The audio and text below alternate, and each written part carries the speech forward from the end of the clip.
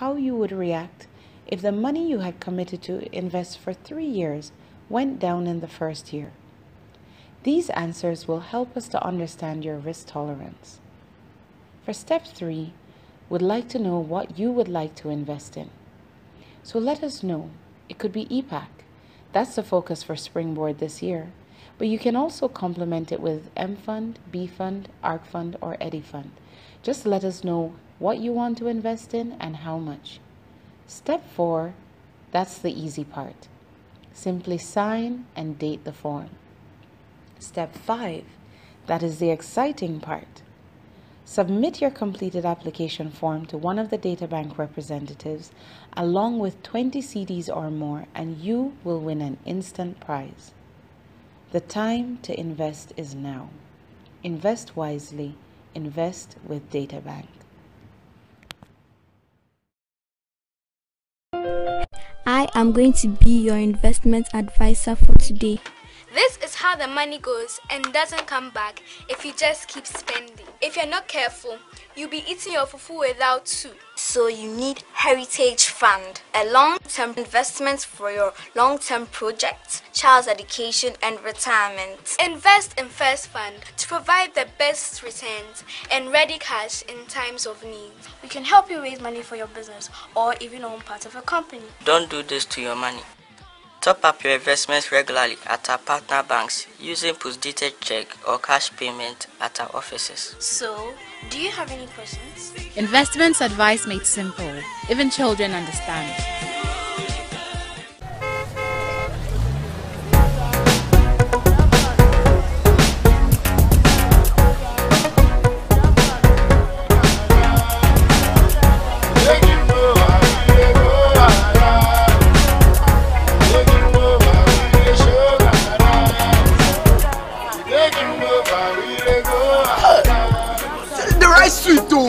Mommy right there.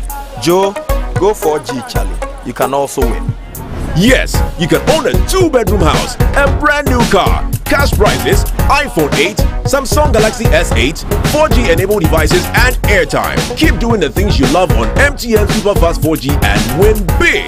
Dial *120# for more details. Go 4G, Charlie. MTN. Everywhere you go. Hi, I'm Kitty. You probably know me as MTN Hitmaker winner and a singer. But there's a lot more to me. Like playing the guitar.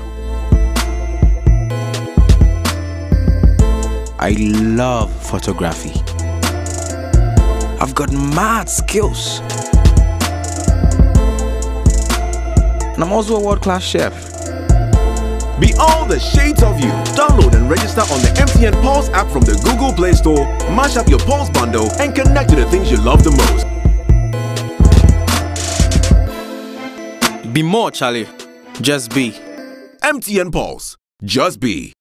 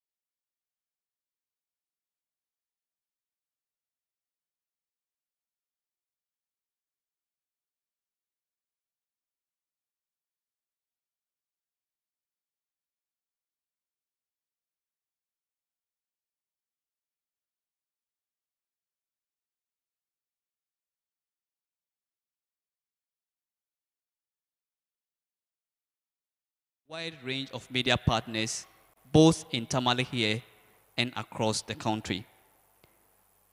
We thank our sponsors for the service they provide and for the support they give to us every year. I would like to also remind you that there are several things that we're going to do today. We're going to have 3 main segments. We'll have 3 presentations, one on technology, The first on strategy, followed by technology and wealth creation. We'll have a colloquium after, and after which you go for a snack and networking break. We'll come back and have Reverend Okran, the executive director of the foundation, give us a keynote, and we are out of here. Because we are trying to promote the use of technology for personal and career development, we are encouraging all of us here to go online, if you can, and post your questions in the Facebook stream on our 2 official pages, facebook.com/Albert N. Okran or facebook.com/Comfort Okran A. Post your question in the stream. Alternatively, you could send your question through WhatsApp to 024-9999-555. If you are in the auditorium and you are sending your question, proceed with Tamale, followed by your name, and then you ask your question. First, write Tamale, and then followed by your name, and then ask your question. In that case, we get to know that you are here, and we'll acknowledge you. For those listening to us online, kindly go to the Facebook page and post your questions, or if you have anything to ask, kindly do it on the Facebook page. You could also send your questions through WhatsApp if you are outside or listening to me online. Just proceed with where you are sending your question from. I almost said where you are calling from. Or wherever you are, you could send your questions through WhatsApp through 024-9999-555. I would like us to go straight into our corporate presentations and invite my very good brother, Mr. Albert Kusi Prempe, the Group Sales Head of Data Bank, to give us his corporate presentation. Kindly put your hands together for Mr. Prempe. Thank you, Matthew. My name is Albert, as Matthew rightly said, and at Data Bank, we're excited to be part of this year's Springboard Roadshow under the theme, Leveraging Strategy and Technology. And I'm doing a very brief presentation on creating long-term wealth with EPAC. So what does wealth mean to you? Do you hope to travel abroad someday? Do you hope to be financially independent? Are you hoping to own your own house, or you're hoping to own the car of your choice? To create long-term wealth, these are the steps you need to go through. Number one, you need to make a decision today to be part of that team of people wanting to create wealth for themselves. You need to be consistent in your investment. Don't start investing today and stop. Keep investing every month. Every time money comes into your hands, you can put a portion of your income into investment. Be disciplined when you start investing, and also have patience to wait and to see your money grow. At this year's Springboard, we are talking about EPAC being one of Ghana's first, largest, and best performing equity mutual fund. Founded in October 1996, it's been designed to provide significant returns on your capital over the long term. You can see from the picture that this young man got his parents to invest 100 Ghana cedis for him for a period of 21 years. This investment was done in 1996. And as at the end of December 2017, he was making 37,405 Ghana cedis. Tell somebody, wow, he was making 37,405 Ghana cedis. Just to let you know, your money can grow. This was just a one-time investment made over 21 years. And it grew from 100 cedis to 37,405. You've been given application forms. All you need to do is to fill up a form, and during the break time, visit our stands and get to win an amazing prize. If you decide to invest with as low as 20 Ghana cedis, you can get to win amazing prizes from Data Bank. Data Bank is located here in Tamale. You can find us at the Senate building, on the 3rd floor of the Senate building. Data Bank is right here in Tamale, and also at the GT Bank building. We are inside GT Bank. You can also invest with us. Invest wisely, invest with Data Bank. Thank you, and God bless you.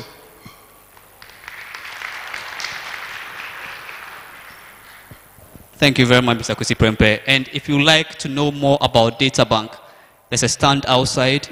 You could see any of the sales executives from Data Bank, and they will be of help to you. I would like to invite from Enterprise Life, Mr. Peter Kusi, Mr. Peter Clark Adabankia, Is that the right name? Very sorry if I pronounce it wrongly. Kindly put your hand together for Peter. Right, Peter is going to speak to us in the next 2 minutes. Thank you. Good afternoon, ladies and gentlemen. The name is Peter Clark Abadamkia.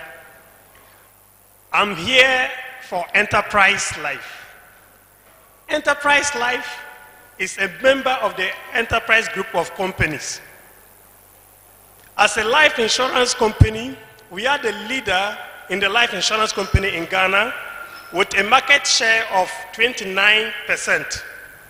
We've been adjudged the leader in the financial service sector by the Ghana Club 100 in 2010, 11, and 12.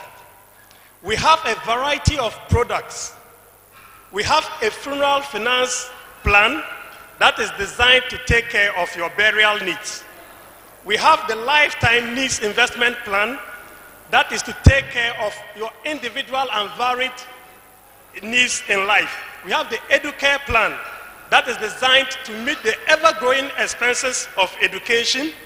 We have Lady Care plan that is an all-female product that is designed to take care of female-related illnesses, total and permanent disabilities, and critical illness. We have the Family Income Protection Plan that is designed to take care of your income and take care of total permanent disability, death, and even provide cash for the burial needs of your parents. Because of time constraints, I will leave it here and tell you that if you have more questions or you want to know more about the products, our stand is just behind and you can come in for great services. Thank you. Thank you very much. And as we go along, if you have any questions about any of our partners, kindly go to the 2 channels, Facebook and on WhatsApp. I would like to invite from First Bank, Mr. Gordon Derry, to tell about what they have for us. Kindly put your hand together for Mr. Derry. Mr. Derry is with First Bank, one of the leading financial institutions in the country. Thank you very much. As he said, my name is Gordon Derry, and I'm the Director for Business Development, First Bank Financial Services. Today we are here to partner this show and to bring the idea of creating wealth, the idea of thinking about tomorrow and investing today. And so we are happy to be here.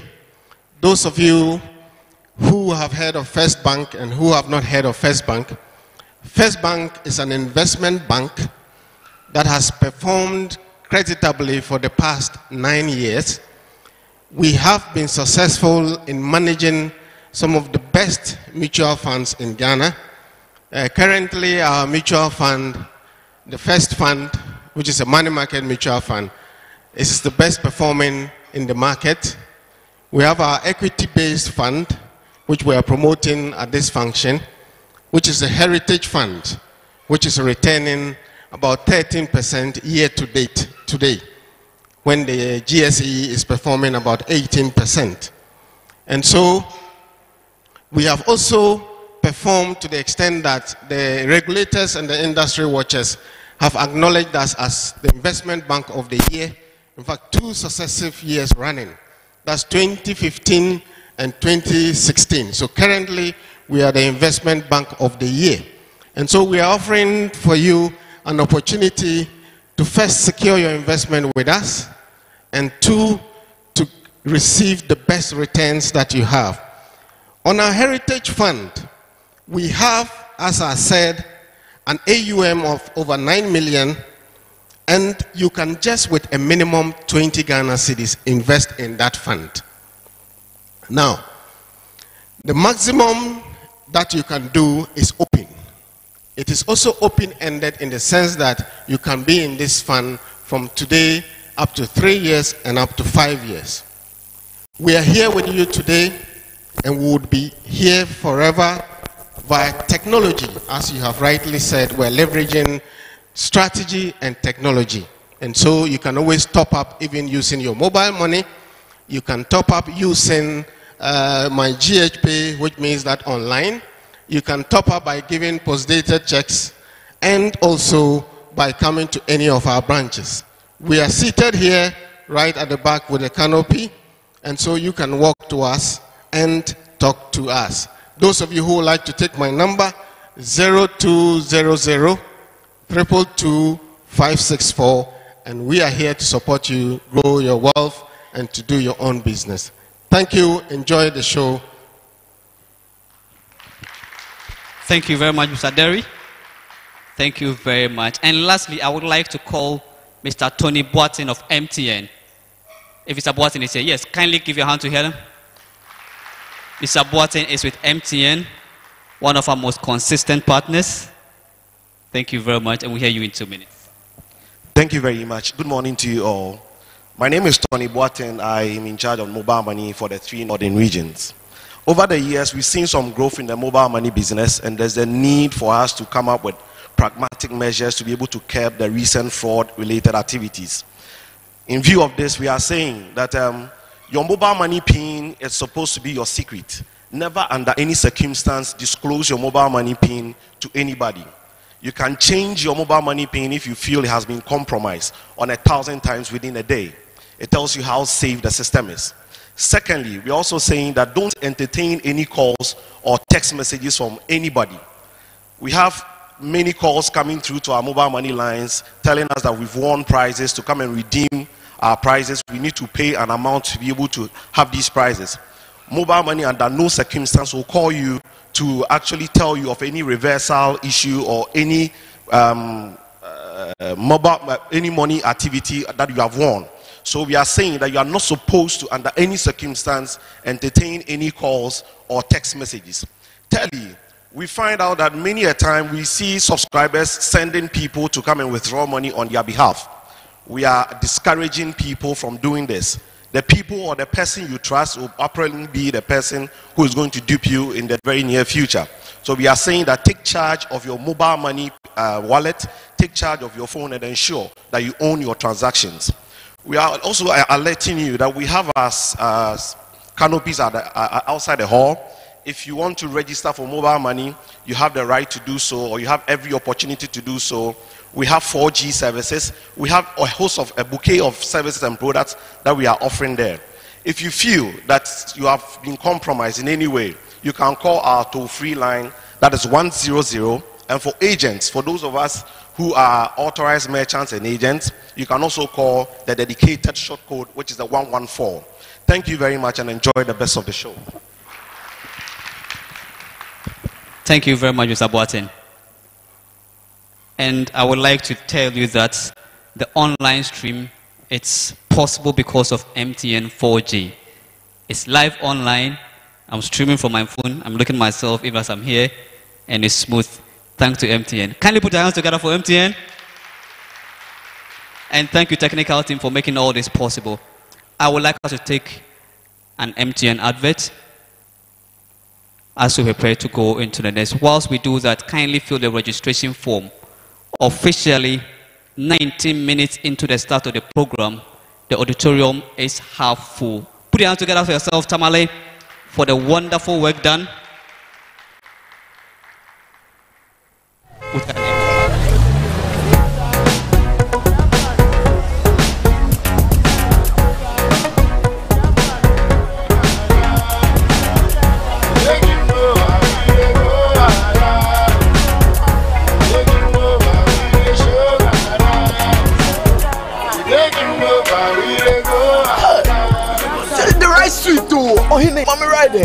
Joe, go 4G, Charlie. You can also win. Yes, you can own a 2-bedroom house, a brand new car, cash prizes, iPhone 8, Samsung Galaxy S8, 4G enabled devices, and airtime. Keep doing the things you love on MTN Superfast 4G and win big. Dial *120# for more details. Go 4G, Charlie. MTN. Thank you, MTN. Thank you, MTN 4G. We'll move straight into our first segment, would have 3 main presentations followed by a colloquium. I would like to encourage you whilst our speakers are speaking, if you have any question either on strategy, on technology, or on wealth creation, kindly send it through either WhatsApp 02499995555 or go to either Albert N. Okran on Facebook or Comfort Okran A also on Facebook. Look at the stream and post your questions in there. If you are in Tamale, proceed with Tamale. If you are in Savlugu, proceed with Savlugu. If you are in China or wherever you are, just proceed with that so we can be able to identify where you are sending your questions from. We will have 3 speakers on stage. Each will speak for 20 minutes and we will go straight into our colloquium after. Our first presentation would be on strategy. The core focus would be on how, as an emerging leader, you can become globally relevant. What do you need to do? What steps do you need to take? What strategies do you need to put together so that your aspirations can become possible? If your target is within 5 years, 10 years, a year, what do you need to do? And that will be handled by Mrs. Gina Asari-Fiagbenu. She's a senior manager, corporate communications at MTN. Kindly put your hands together and let's welcome. Please do it for her. She flew in all the way from Accra. Thank you very much. Right. Our second speaker will join us shortly, and that will be on technology. Our third speaker, who is going to talk about money and how to create wealth, he's going to tell you how you can budget, how you can plan, and how you can consistently save to be able to get your aspirations. Kindly help me welcome Mrs. Gillian Hammer. She is a Group Chief Marketing Officer of MTN. Kindly put, oh, forgive me. I think I'm so carried away by the fastness of the speed. Thank you very much. She is with DataBank, Chief Marketing Officer of DataBank. Thank you very much, Gina. And our speaker on technology, who is going to tell us some of the secrets, some of the new trends in technology, things that we didn't know about, or things that we are not utilizing very well in technology. And to do that, it's Comfort Okran. She's the, can you put your hands together for Comfort? The executive director of the foundation, the person who is making all this possible. Thank you very much. We'll first take our first presentation on strategy. That'll be followed by technology, and then we'll have wealth creation. Kindly help me welcome Mrs. Gina Fiagbenu of MTN to give us our first presentation. Thank you very much. I think Matthew deserves better than you are doing.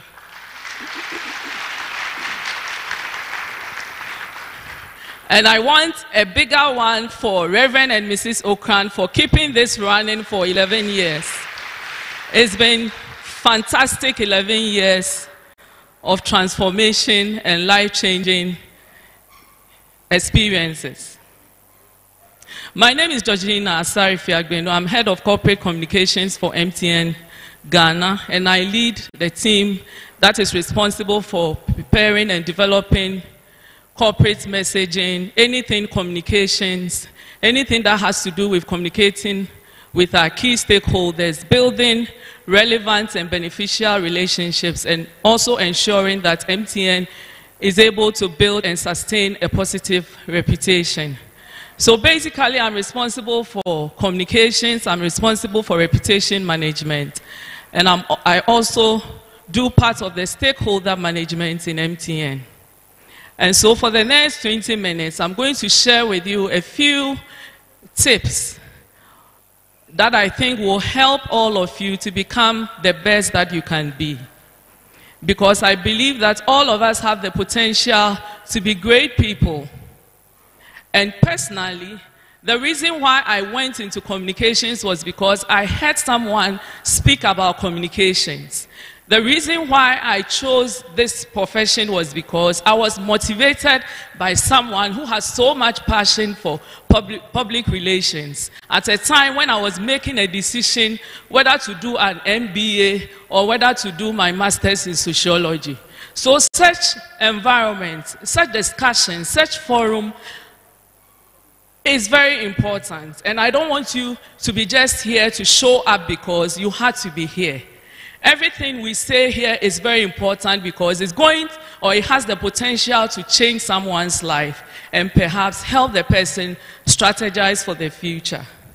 So what I have here, and I've termed it becoming a superior strategist. And I put superior in quotes because it's an acronym that I've created. So it's not a regular spelling of superior.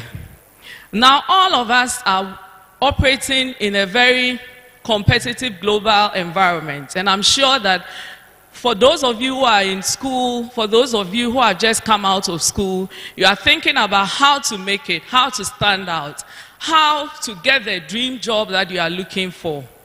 And so what I'm going to share with you is how to strategize, how to prepare yourself, how to develop a basic action plan that gets you to be the best that you can be. So strategy is simply your game plan. It's your master plan that will help you get to your desired destination. It's usually a long-term plan, but to be able to plan better, you need to break it down into your immediate, or what we call a short-term plan, a medium-term plan, and your long-term plan. And the plan is very important because if you don't plan, then you are planning to fail. The thing is that if you don't plan, you don't write out your plan. And it's important to put your plan in writing because then it gives you a term of reference. And so even as we speak, even as we discuss, there are ideas that you will have. There are things that will pop up in your mind. And I'm sure that as you sleep, as you wake up every day, there are things that comes to mind. There are things that you want to do. Sometimes, if you don't write them, you can't even remember what you thought of. Sometimes you sit in meetings and as people speak, you make up your mind that as soon as a person finishes, I'm going to raise this point. And at the time that you expect to say it, you realize that you've forgotten it. And so writing is very important. And that is why, for example, I keep notepads and notebooks wherever I find myself. Whether it's my bedside, you know, whether it's in my drawer, wherever I turn, there has to be something that I can write on. Because ideas keep on coming every day, and you have to be able to document them. So the adoption of the courses of action and the allocation of resources required is part of what we are going to discuss. And the resources also includes your own time, how you are able to allocate your time, how you are able to develop further your ideas into things that you can work on. And so I would like to start by saying that your game plan, like I said, is very important. And within the next 1 minute, I would like you to just note what you want your key achievement to be this year. And the top 3 things you want to achieve in the next 10 years. If you can just note it down, it's very important. I remember that 3 years ago, I was doing a session like this in a friend's church. He had called me at the beginning of the year to do what we'll call this kind of session, a motivational session, just to encourage people and position them for that year. And whilst I was having this discussion, I asked people to write what they want to achieve that year. I took it seriously. And I also wrote down what I wanted to achieve because I said I'm not just going to talk to these people and not be impacted or influenced myself. One of the things I'd always wanted to do, and I've been asked to do, I remember so many years ago when I was in secondary school, as far back as when I was in secondary school Form 3, and my English teacher would always tell me that, Gina, you have a flair for writing. And as young as I was just, I think, around 12 or 13 years, he encouraged me to start writing children's book.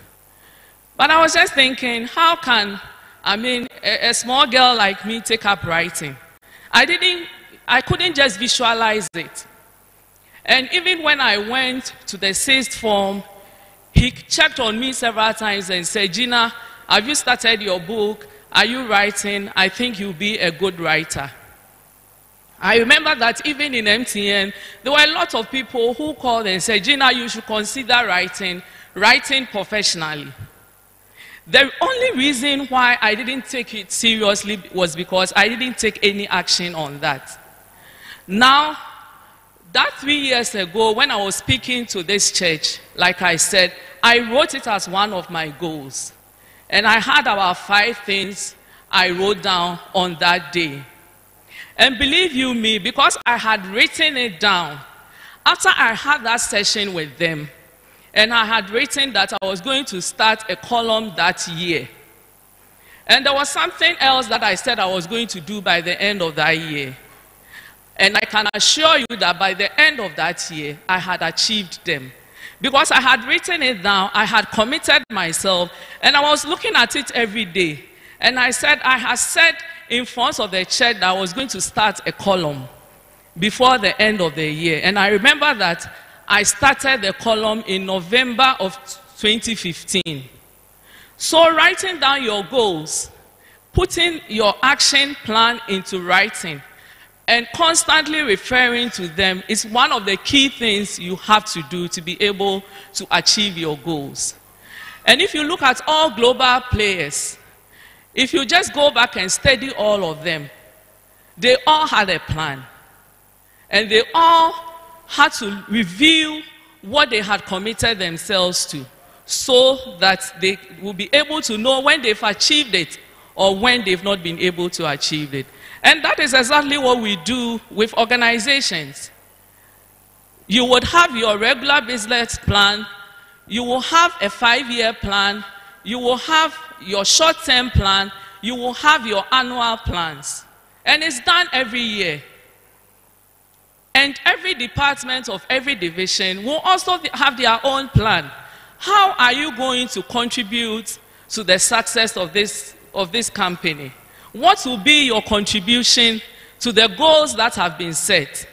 And so whether you are a secretary, whether you are a driver, whether you are a marketing person, like my colleague here, Salome, all of who do a fantastic job, our friend Anakwesi here, and all the people who have come to speak today, I'm sure they will tell you that they all have plans that they refer to. So that's very important. So I would now like us to look at the game plan.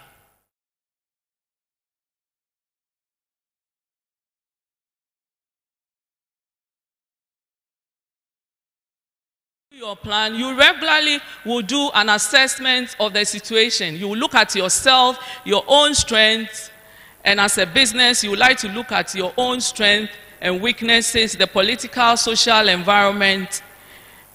And for you emerging leaders, because all of you are leaders or potential leaders, you need to be able to develop your vision, which is what I've already spoken about, where you want to go and what you want to be. And it must be smart. Smart doesn't mean just intelligent goals or vision. Smart means that it has to be specific and measurable. It has to be something that is realistic. Don't sit here and say that you are going to build the first plane in Tamale if you know you don't have the resources to do it. So it has to be something that is realistic, something that is time-bound. And I say that it has to be a deep conviction of what you believe and think you have to do. I call it your purpose and your calling. I'm sure Reverend Okran here can best explain what a calling is. But for me, I see communications as my calling, because I did not just decide to jump into it because it was something that I deliberately and passionately wanted to do. So whatever you decide to do, whether you are a doctor, you want to be the best doctor in the Savannah region, you want to be the best a physiotherapist in Africa, it should be a deep conviction. Otherwise, if you are just doing it because you've heard that in Ghana, every reverend minister, or almost every one of them, calls themselves prophets. So let me just call myself prophet because I see everybody doing it. You are going to fail. If you just take a profession because you see everybody doing an MBA, everybody is doing ACCA, so let me do it, you will not be able to achieve it because at some point in time, you will be faced with challenges. And when the challenges come, because it's not a deep conviction, it will not stand the test of time. So whatever you've set out to be, you should have a deep conviction of it. That is your starting point. The self-assessment is very important. So now what do you want to do? Whatever you want to do has to solve a certain problem. You remember if you are in school and you are doing your project work, you are told to state the problem. State the problem doesn't mean necessarily that it has to be a challenge that cannot be overcome. But the problem is, what have you identified that you want to contribute to? What do you want to improve? What value do you want to add to whatever is existing? And that is very important. You need to be able to identify exactly what you are contributing to. So, you have to look, for example, what is happening globally, and now it's even very easy for you to have global statistics because you have the internet. And whatever you need, you can easily find. If you want to be a mobile money merchant, if you want to work in a bank, if you want to know how, bankers are earning, everything you have or you want to be is somewhere on the internet. And so solving a problem is very important. And there are many problems, especially in Africa and in Ghana, that you can solve.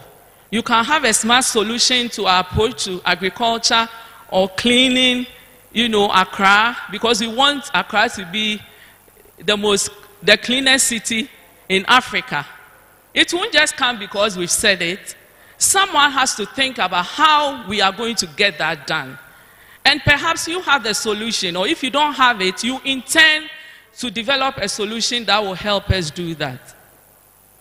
Now, in addition to that, one of the things you have to do is to find a way of unlocking that potential that you have in you. And like I said, everybody here has a potential. You have a potential to communicate, or to dance, or to sing, or to care for people. That is why people go into nursing and medicine. And you have to utilize that potential. If you have a potential that is not being utilized, then what is the use of it? Because then nobody even appreciates the potential you have. And I think one of the reasons why people will normally not utilize their potential is because they are afraid to start, they are afraid to fail, they are not sure what will happen if they start and it doesn't work. But the most important thing is starting, finding what you want to solve, what you want to contribute it to, which you think you have the unique skills and abilities to do, and most importantly, stepping out to ensure that you are able to contribute to that solution.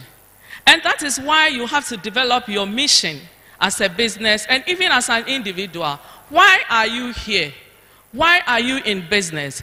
Why are you a leader? Why are you in medical school? Why are you in a technical school or in a training college? It's not just to be a teacher. What kind of teacher do you want to be?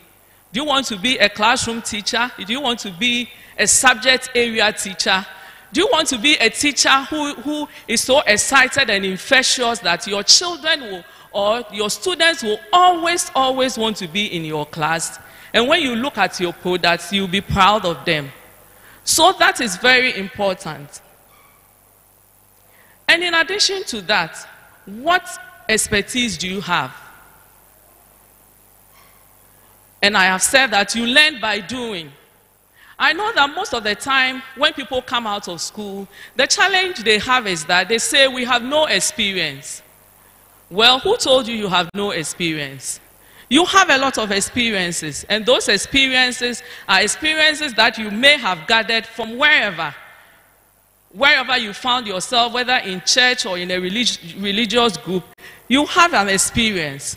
But when you are given that task as a leader, wherever you find yourself, you should perform.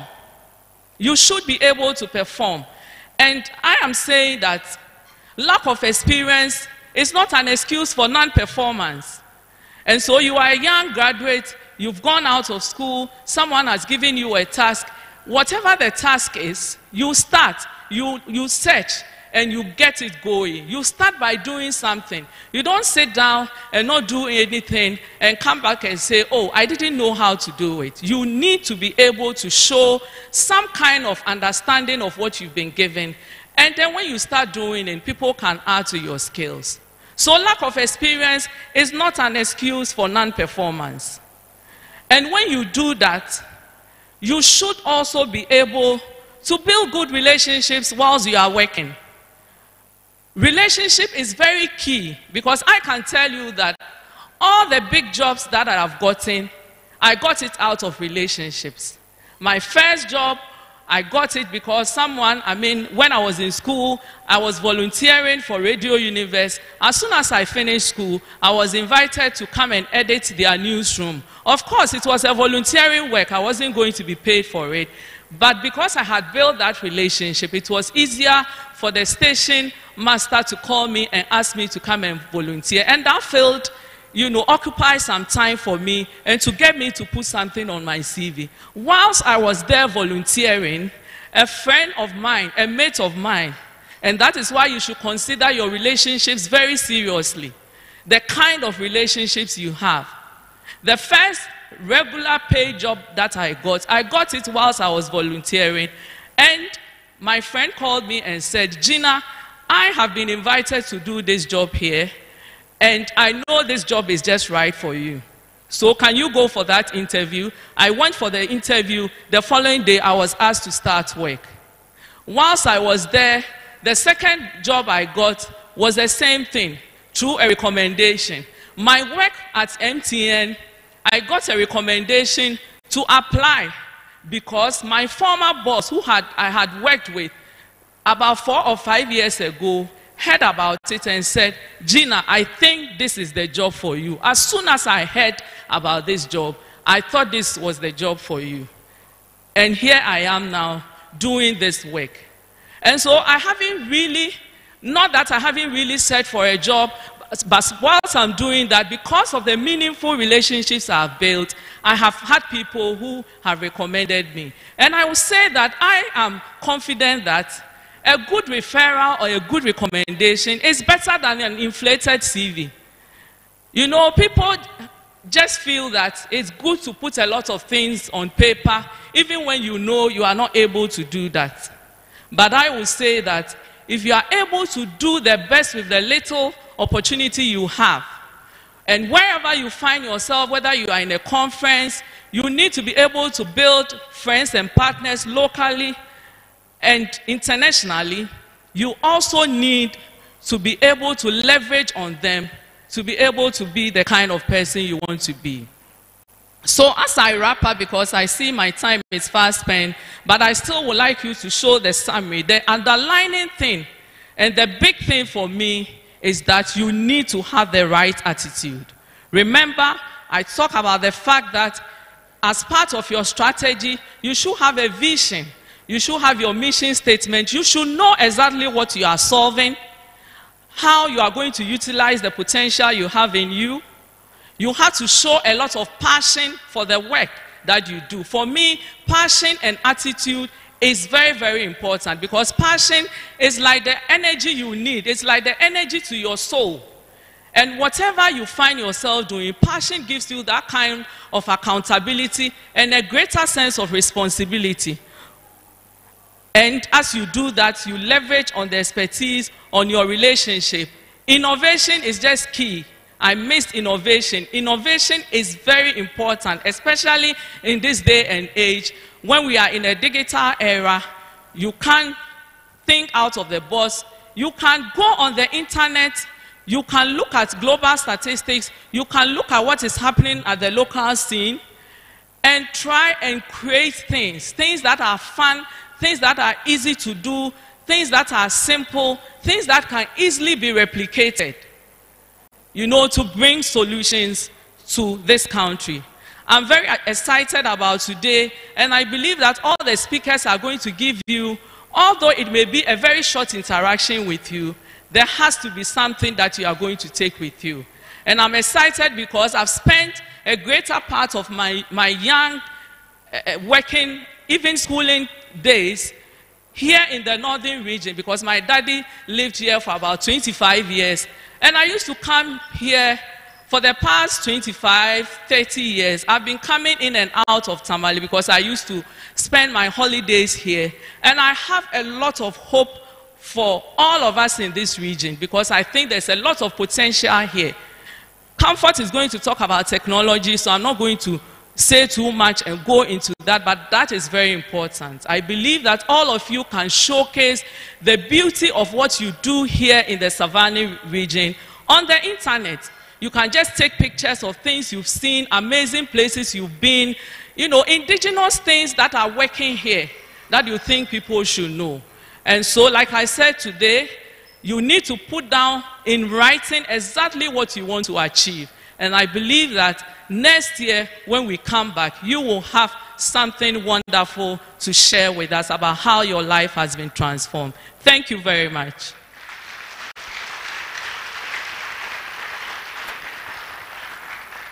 Thank you very much, Gina. And let's give her another round of applause. She's talked to us about strategy. She's talked about being superior. And superior simply ensures that you stand out from the crowd. When others are talking, they will say, you know, if you want this to be done, consult Gina because she's the best. And so let's say, can I have your name? Who should they say they should consult? They should consult who? Say your name, consult, and then you add your name. Consult, because you are superior. You have utilized it, you have brought solutions, you have been innovative, and everything that she's talked about today. Now, I am going to talk about being social media, secrets about the social media, and I'm talking about technology. We all know that we live in a technology-driven world. And as part of that technology, it implies that if you want to be seen, if you want to know what is going on, you must utilize the technology that's available. One of the interesting statistics that I came across was that a little thing like Facebook has just about 2.2 billion users on it. Now the whole world has 7 billion people. That implies a third of us, we are on Facebook. That is bigger than even China. Think about that as we go into this presentation concerning social media and how we can utilize it for our purposes. I would also like to say thank you to all our sponsors.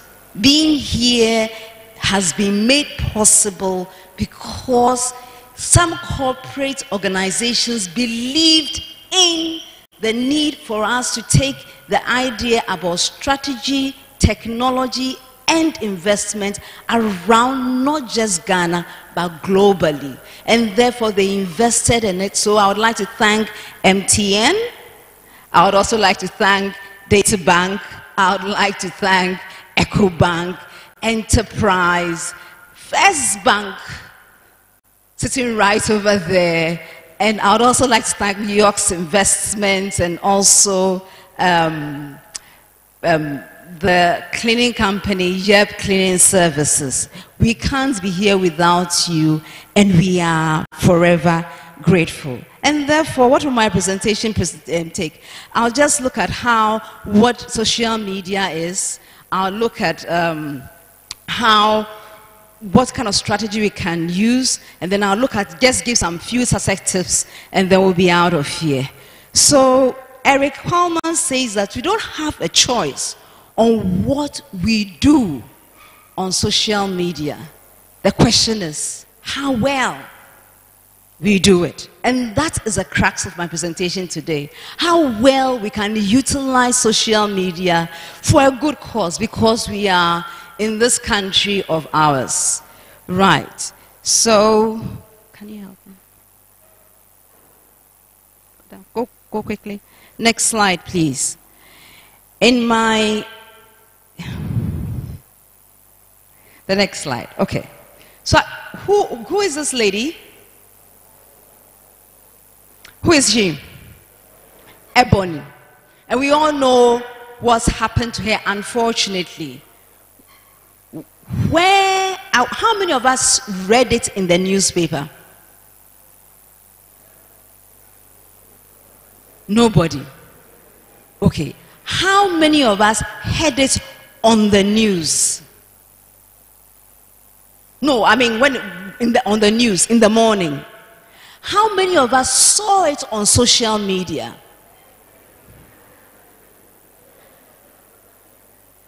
So it's not about how what we do, is the fact that social media is part of our society. When I asked how many of us read it, just a few hands. The news, we got a little bit more, but social media. And how many of us saw it on Facebook? Now let's break down social media. How many of us saw it on Facebook? Facebook, right. How many of us saw it on Twitter? Okay. How many of us saw it on, what other social media do you use? Instagram? No. But WhatsApp? Yay, WhatsApp rules. Right. So here we are, we have different social, so we can't afford to say, oh, it's just some technology. We are using it. So we need to optimize our usage of social media. Now, that is what we'll call a spontaneous campaign. Nobody sat down to do it. It just happened because it was a breaking news item. And do we know who this guy is? No. I'm sure somebody does. Yes. Nathaniel Bassey. Now, this is Nathaniel Bassey, who is a fantastic singer. Incidentally, you know, Ebony too was a singer. Nathaniel Bassey is a fantastic singer. In June 2017, he decided to start a campaign. The campaign, it wasn't really deliberate, but it grew. He started a campaign that every 12 midnight to 1 p.m., he would just have a worship session on his Instagram page. So he started in his bedroom, as he said, in his singlet and just, shorts, because he was just using what?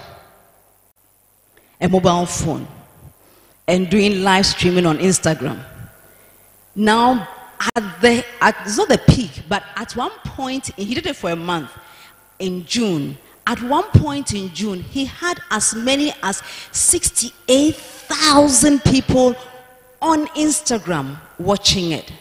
He also had on Facebook 50,000 people watching it. Do you realize the power of social media if used properly? So having seen what social media has the potential to do, 60,000 plus, that's about 110 people, 110,000 people watching within an hour. Sometimes the circulation of graphic is not up to that. So you see, social media instantaneously is faster than even what we'll call our traditional media. Therefore, if we are looking at social media in this form, what is social media? That's a question that we need to ask. It's basically mainly web-based, and really right now most of us use it on our phones, mobile phone based. And we have different apps, and the apps help us connect to each other. The part of social media that we need to understand is that there's direct interaction. So what you are doing with someone or what you are doing for someone can be seen by someone else anywhere in the world, depending on the type of media you are using. And then finally, you generate your content and I also generate my content. There is mutual share of what we are doing. And so I've talked about social, Facebook having, Facebook having 2 billion users as at June 2017. YouTube has about 1.5 billion. Instagram has 700 million. Twitter is there with 300. WhatsApp. I'm sure if you know, when the trends are analyzed, Ghana is one of the highest users of social media worldwide.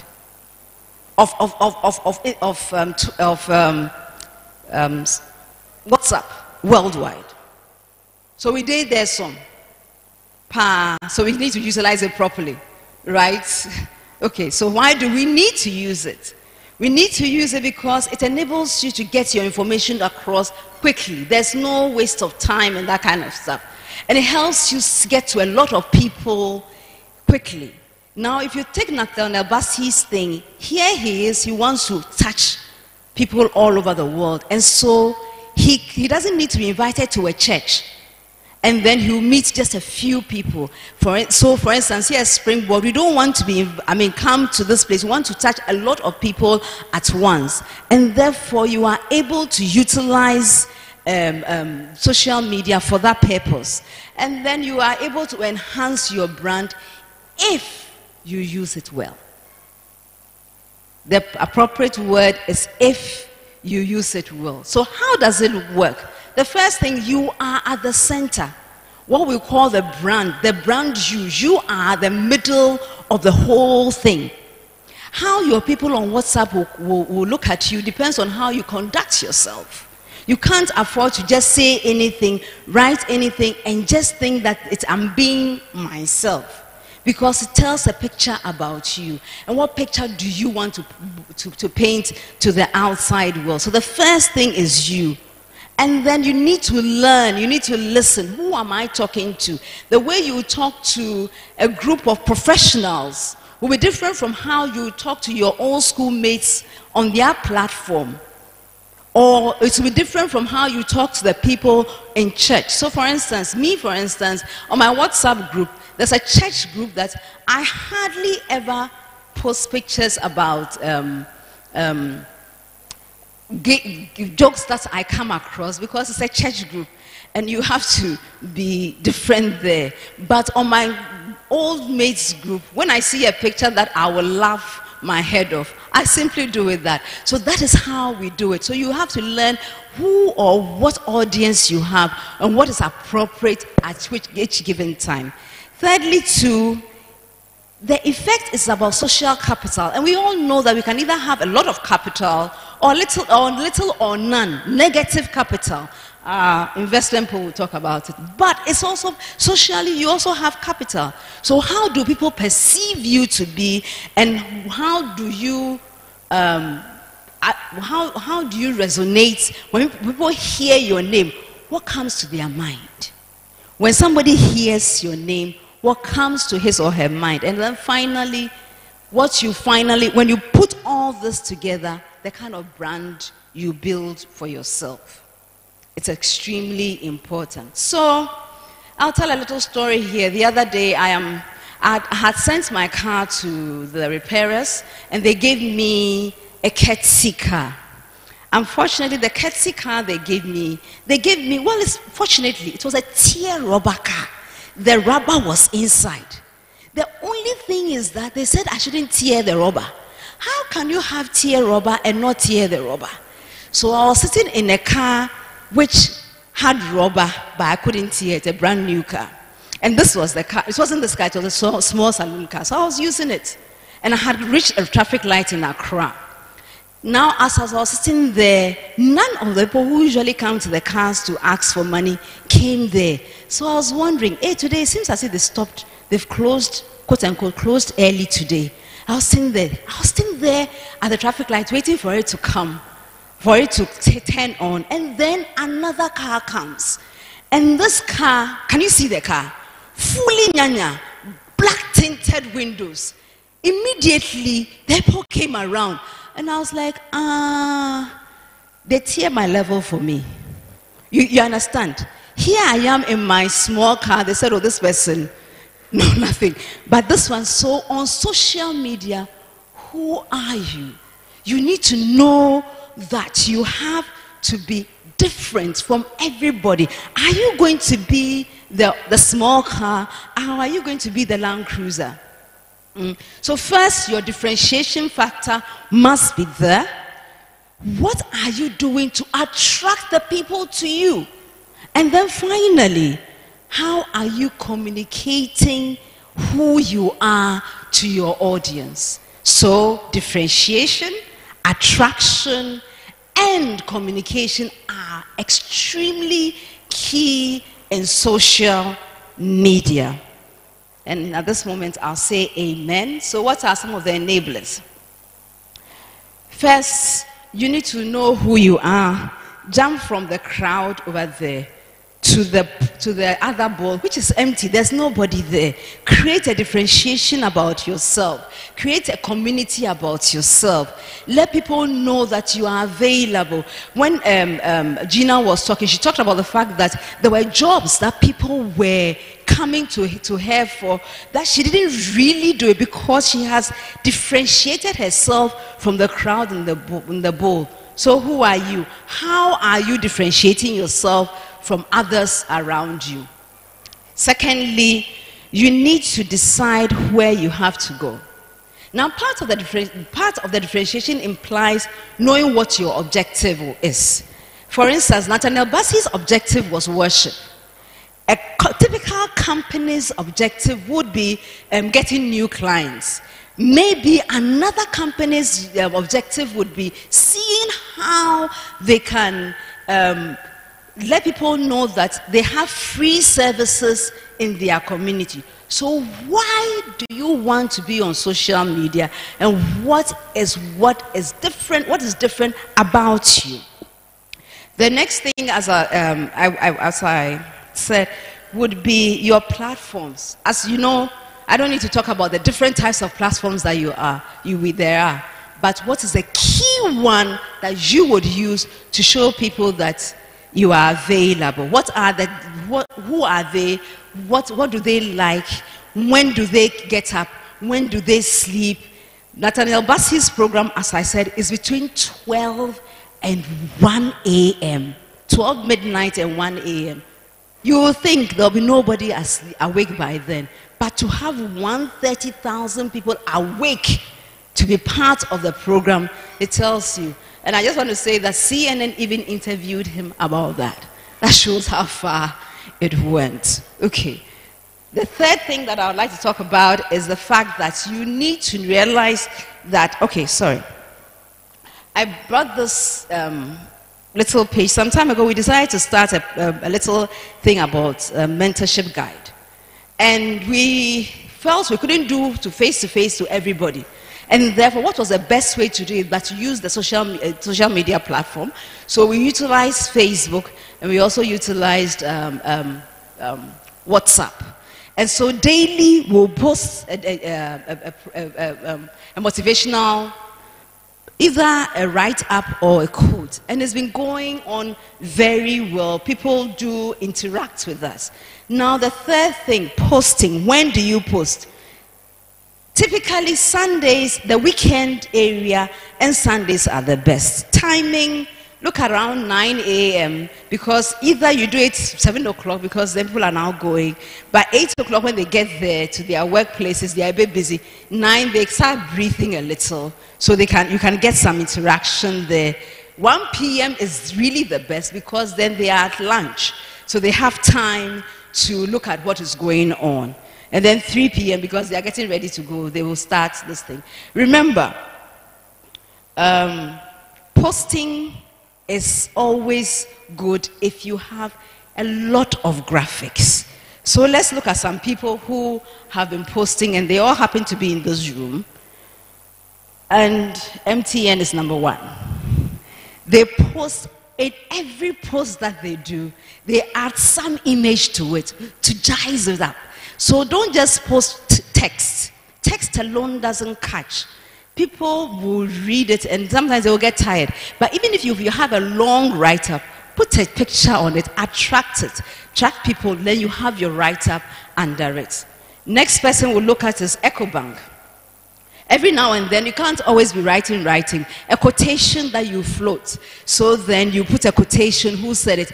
If you can get the picture of the person who said it, fantastic, and you add it to it. You see that they did a little slide out of it, but if you can get a picture out of Theodore Roosevelt, then you add it. I just want to say that for a brand, ensure that the colors that you use are consistent. I love red. So whenever I'm posting something, there's some red somewhere. That's me. So who are you? And when you're posting, what colors you use? So then it kind of, when you see the thing, you just realize, that is this person talking over there. So let's look at our next brand here. And we have, Enterprise. And Enterprise, in this particular post, they were targeting the people by interest. This is a Burger advert. They want people who are abroad. So Burger, who is, they said a Burger who doesn't have a account-to-pay policy for his loved one, is that one too a Burger? So that is Enterprises. So you can realize that this is a particular one targeting the person who lives abroad and the interest that he would like to ensure the loved ones are taken care of in case he or she passes away. And then we have First Bank. Oh, First Bank, were you wondering if you're coming up? Right. So here, current affairs, local, or holidays. So then, for the one district, one factory thing that has been announced by the government, it's something that is called, is it working? So they post a content about the one district, one factory thing. So you can see different organizations, how they've used it. So an individual too, can you use it? Yes. Wishing people happy Merry Christmas or Sanla or you want data bank? Okay. Oh, I skipped data bank. Sorry. Right. And I love this one. I love this one because the hare was running towards the money. Can you imagine? So you imagine yourself as a hare running towards the money. Right. So I was saying that use the 80-20 use. So you can see that they have an educational aspect to their posts. They have an entertaining or fun so the educational one is 5% and 20%. That's educational. You have entertaining, the hair is running, and then promotional and fun. You've merged it all, but you've got the people covered. So can I go to my success tips now? So I say, thank you very much. My success tip says that, look, you must know yourself. Be exceptional. There's no need to be part of the crowd. Part of being exceptional at the being really standing out in the social media crowd is finding what you are good at, being superior, and then people will come to you over and over again. Excellence and great. Great is, the ability to, because things can get bad. And people, maybe something will go on in the world that, in your world that will shake you. But the ability to say that despite the obstacles, I'll move on is critical and key. The next thing is that emotional maturity. Honestly, young people of this age, okay, I'm coming over. Young people of this age, it turns out that sometimes when people say anything, your nose is too small, you cry. Your ear is too big, then you are sad. when you come to the workplace, you can't operate like that. You can't be emotional about everything. If the thing is true, that how many of you can, if your ear is big, how many of you can make your ear big, smaller? Who can make you can't do it. So why are you emotional about that? It's part of you. Just enjoy it. So be emotionally mature in the workplace and in life. And be curious. For instance, Springboard, we have done Springboard over these are 12, so 11 years, and we go to all the regional capitals. So we said, what will happen if we collapse Springboard and make it just 4 things? Will it succeed? How can we make it succeed? And so we thought and re-engineered. The thing was working, but we re-engineered something that was working well already. And know that nobody owns your brand for you. It's you yourself, nobody else. You haven't seen the bull's eye that the dog has. I checked the dog out. And please, those who are in school, stay in school, finish school, and get your certificates, because it has been shown over and over and over again. Those who are educated, who have certificates, get more funds. They understand issues far more than people who did not have the privilege or the opportunity to go to school. So if you're in school right now, stay there and finish. If you have finished school, doesn't mean you have finished learning. Educate yourself. Continue your education. Finally, plan your finances. And on that note, I will ask Gillian of Data Bank to come and show us how we can plan our finances. But my tip to you, never live above your means. If you have 5 cedis, use only 4 cedis and save and invest the 1 cedi. Thank you, and God richly bless you.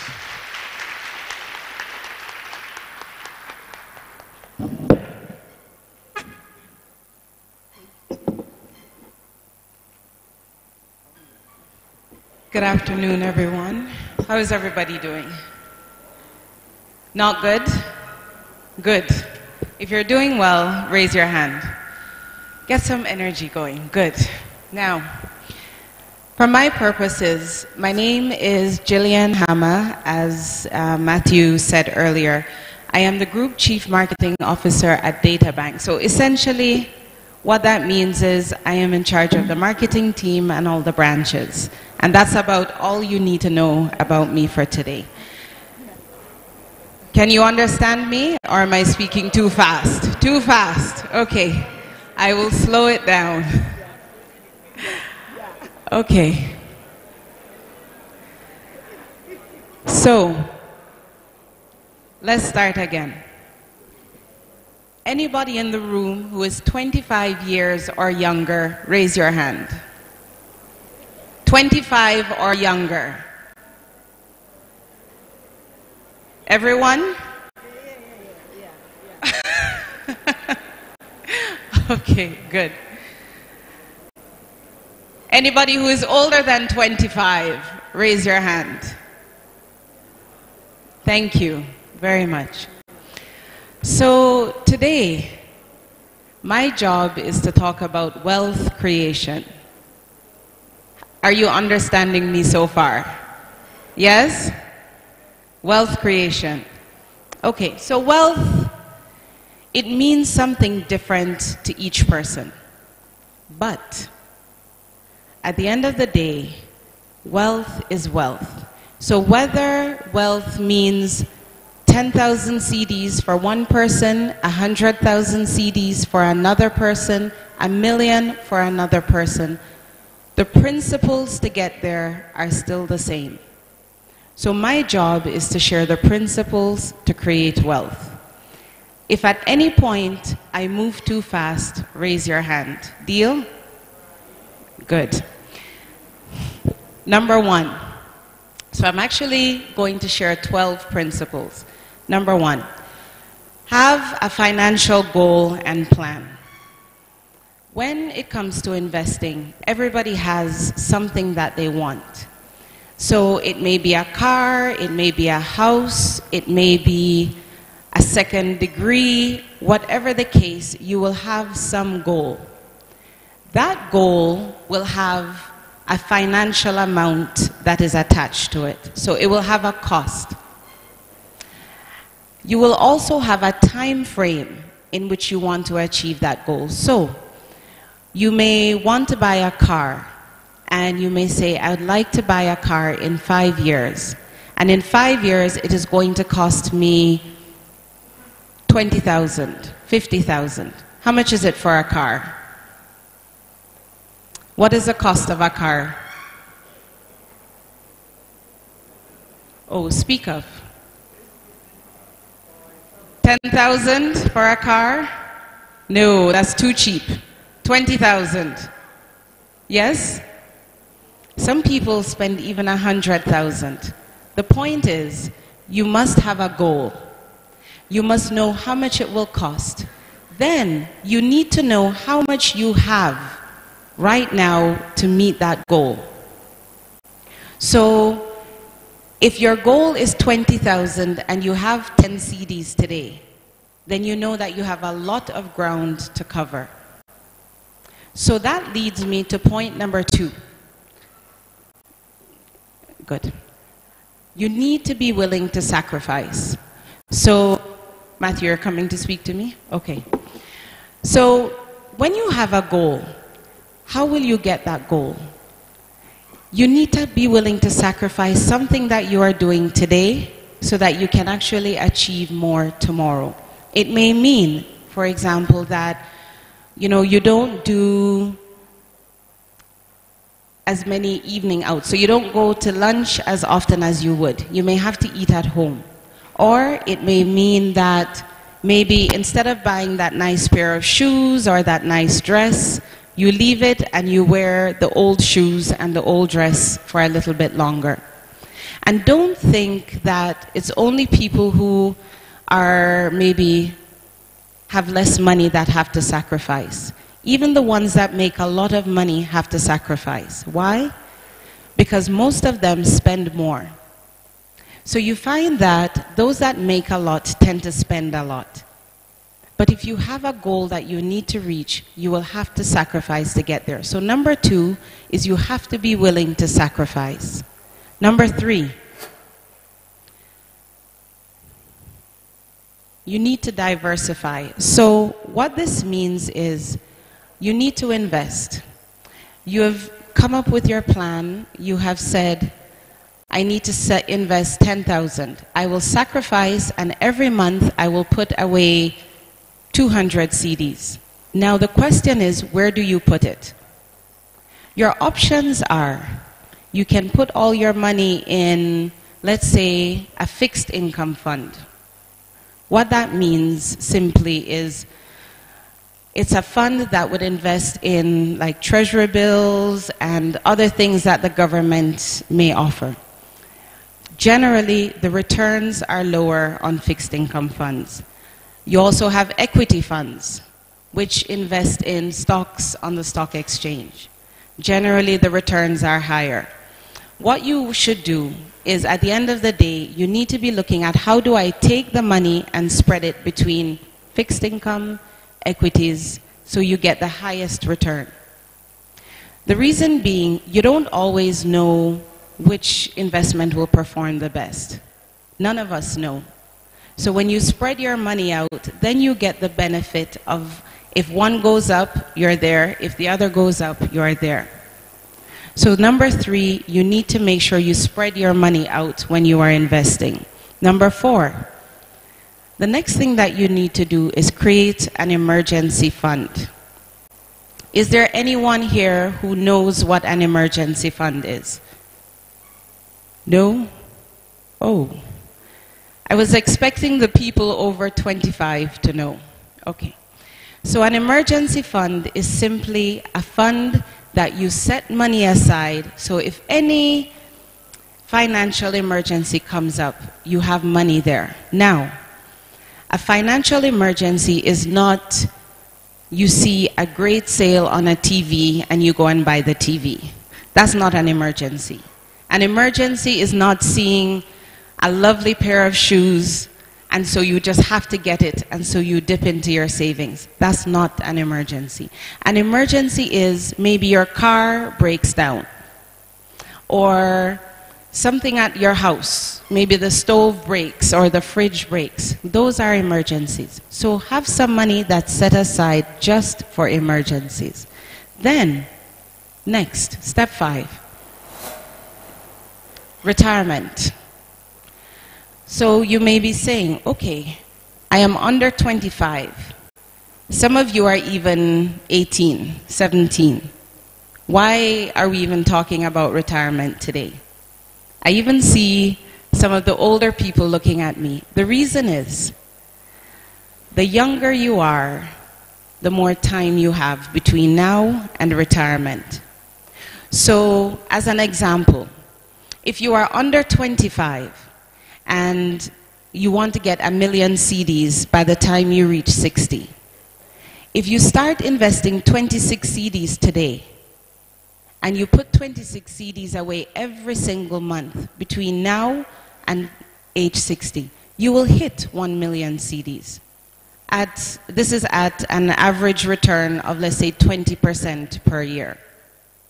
If you are 40, you now need to put away 400 CDs instead of 26 CDs. That's why I'm talking to you about it today. If you are younger than 25, the amount gets smaller. So the whole point about investing is time is your best friend. The more time you have, the less you need to do what you need to do to achieve your goal. That's the point.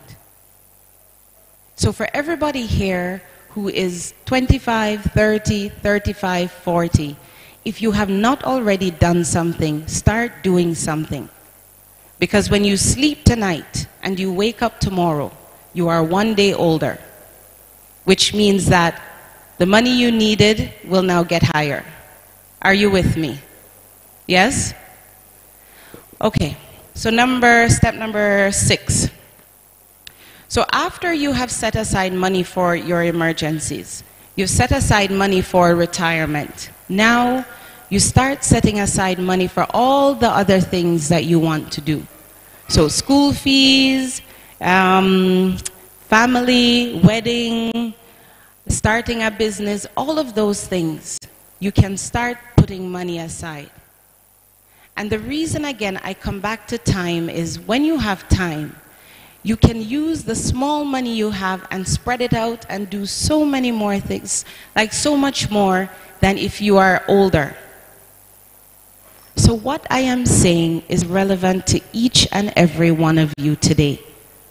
There is nobody here that will not retire.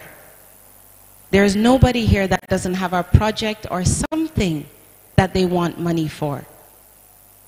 So do yourself a favor and start investing and start today. So number 6, have a multi-purpose account that you start investing for everything. Number 7, invest consistently. What that means is simply put money away on a regular basis. Some people, what they try to do is they try to time the market. So they will wait until they hear that this stock is doing really well, so they invest. And so they keep waiting and waiting and waiting, not knowing that if they were investing consistently, once a month, putting the money in, they would benefit from all of these returns. So be consistent. Number 8, be disciplined. If the slide moves. Good. Thank you. So number 8 is be disciplined. What does that mean? It simply means anything you commit to doing and you do it regularly, it will benefit you. It becomes a habit. So don't take investing for granted. Don't think that, you know what, I can do it today, then you sleep, next year you'll do it again. Be disciplined. And set money aside so that you know every month, this is the amount I am putting away. And don't let anybody derail you. Don't let a party or anything else come and use the money that you need to set aside. That is what discipline is. Number 9, be patient. This is my favorite one because when it comes to investing, patience is your next best friend. So time was your first best friend. Patience is the next one. Why? I'll give you an example. We did some research on one of our funds, EPAC. And so EPAC is DataBank's equity fund. I mean, it's the first equity fund in Ghana. And one of the things that we looked at is, what is the cost of impatience? So who has a pen and paper? I'd like you to write down something. So what we did was we looked at if we gave everybody in this room 100 CDs in December 2000, and we told you that you should hold that 100 CDs until December 2015. So 15 years. All you had to do was put the money down, be patient, let it sit. So now, what I will do is I will divide the room. So let's say this side of the room, listen to me. So everybody from the enterprise shirt going, they listened. So 15 years is equal to, write this down, 5,475 days. That's what 15 years works out to in days. So if I had given you 100 CDs and you put it into EPAC and you left it for 5,475 days, that 100 CDs would be worth 5,671 CDs. Got it? Good. Now, this group, they were a little bit impatient. So we'll look at 3 groups. We'll look at those that were a little impatient, those that were more impatient, and the young ones who were really, really impatient. And we will see the difference. So this group was a little bit impatient, and what they did was they kept looking at the returns, and when EPAC's returns started to go down, they sold the money. So they withdrew all the money. Then when it started to go back up, they put the money back in. So that's what patience looks like in investing. So they did that, and in doing that, they missed just the 10 best days out of EPAC. 10. Out of how many days total? 5,475. They missed 10 days. Their balance at the end of December 2015 was rather 3,358. So that group that stayed had 5,600. This group now has 3,300. So they lost 41% of their money just by being impatient. Now we come to this group. This group, they do the jumping in and out, but instead of missing 10 days, they miss the 30 best days. Keep in mind, it's 5,475 days. How bad could 30 days be? They missed the best 30 days, and their balance at the end was 2,126 CDs.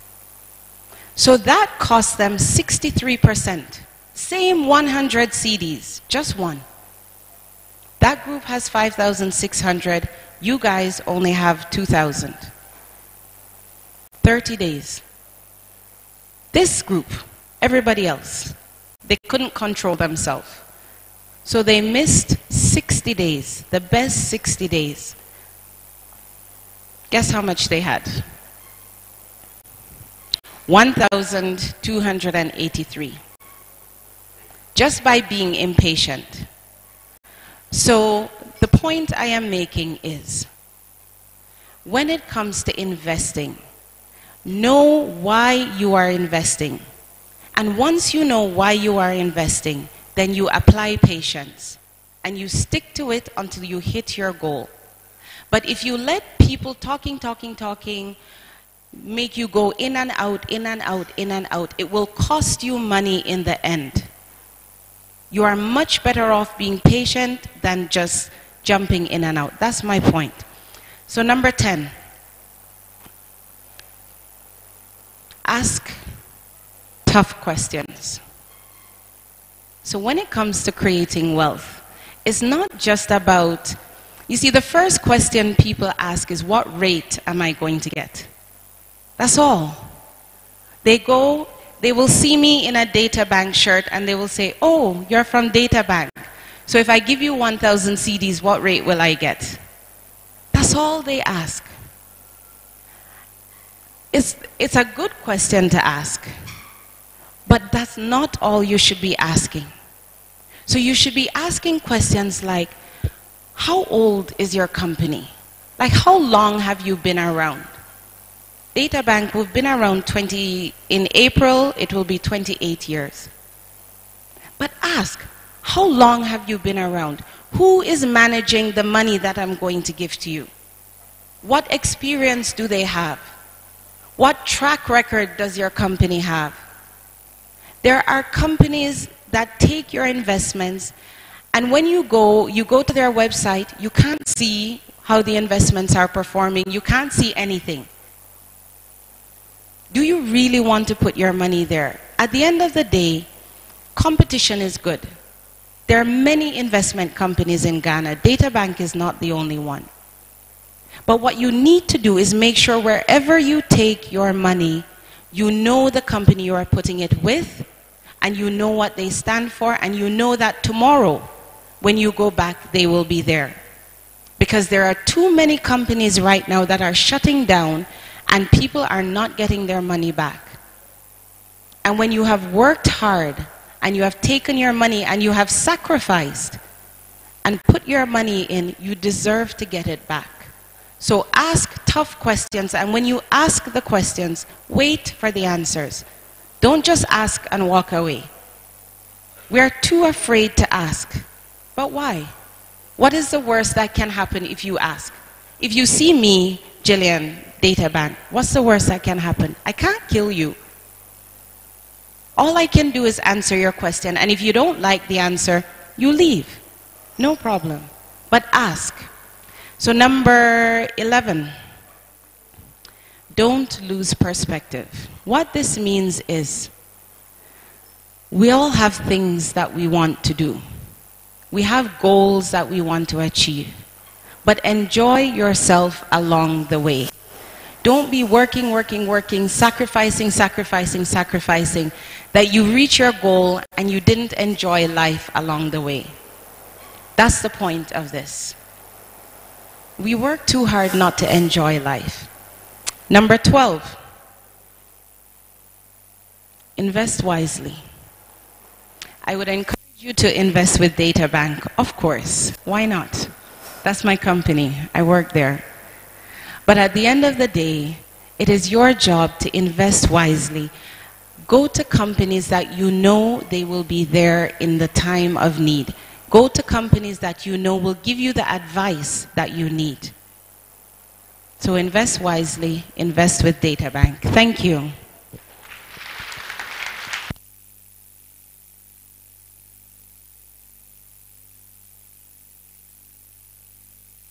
Thank you very much, Gillian. Kindly put your hands together for our 3 resource persons. Thank you very much, Mrs. Gina Fiagbenu. Thank you very much, Comfort Okran. And thank you very much, Gillian. I would at this juncture invite the Executive Director, Reverend Albert Okran, to handle the colloquium. And whilst he comes, if you have, kindly put your hands together while he comes. Thank you very much, Reverend. We appreciate that. All right. If you have any question, kindly send it through WhatsApp to 024-9999-555. WhatsApp 024-9999-555. If you are online and you are streaming, kindly post it on either Albert N.E. Okran on Facebook or on Comfort Okran A in the live stream, and we'll pick it up and answer.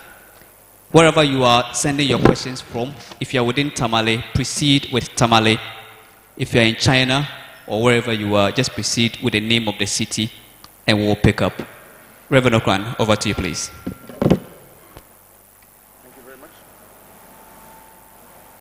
Thank you very much. Let's put our hands together one more time for our resource persons. So we have a few questions already in, but let me start by sharing my own findings or my learnings from our three resource persons. I hope that you found the presentations very helpful. How many have learned something today? Wonderful. Okay, so from Gina's presentation, the point that struck me the most, and I found that point attracting the most commentary on social media, was about the fact that most of the jobs you've gotten are a result of references. People found that very helpful because they are struggling to get jobs and they're excited about the fact that you can actually get a reference without asking for a job. The second point that you made that resonated very strongly is the fact that a solid reference or recommendation is better than an inflated CV. In fact, everybody started laughing on Facebook. So that was another point that resonated very well with people. And Comfort, your point about owning your brand and noting the small details was another point that I took note of. And then your point about go to school is another point that attracted some commentary on social media. And it's a big subject that many people want to talk about. Gillian, you talked about patience as a tool in investment, and that point caught my attention. Your point also about asking tough questions, and it's not just about rates, was very critical. But the point that struck me the most overall was the fact that the journey that the 25-year-old will take with 26 CDs has to be taken with 400 CDs by the 40-year-old because they chose to wait. That was a big, big, big point. So from on YouTube, the first question that comes, I think, should go to Gina. It says, emotional maturity is a serious challenge plaguing the youth today. Can you elaborate on how the youth can develop and build emotional maturity? I think, Comfort, you mentioned it.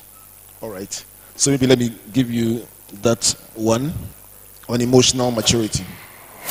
Well, emotional maturity is simply the ability to have, to either come across a setback, be able to take criticism, of the maturity to realize that there are quote-unquote no-go areas, and therefore the ability to realize that yes, you may have feelings, but there are times to sit back and think, not like an adult, but somebody who has things in place. For instance, somebody usually sweeps the floor, and then the person is asked that, no, don't sweep the floor today, go and empty the dustbins.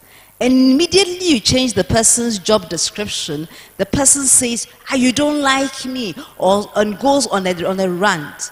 In the workplace you are in the world, you are here to provide solutions. And in that particular moment, the solution you are needed to provide implies that you do something else. Emotional maturity is to say that, okay, I'm supposed to do it. How do I do it? When am I supposed to do it? And then do it to the best of your ability. So yes, young people of today don't have everything in place. Either somebody likes me and therefore I'll smile, or the person doesn't like me and therefore I'll frown for the rest of the day or cry.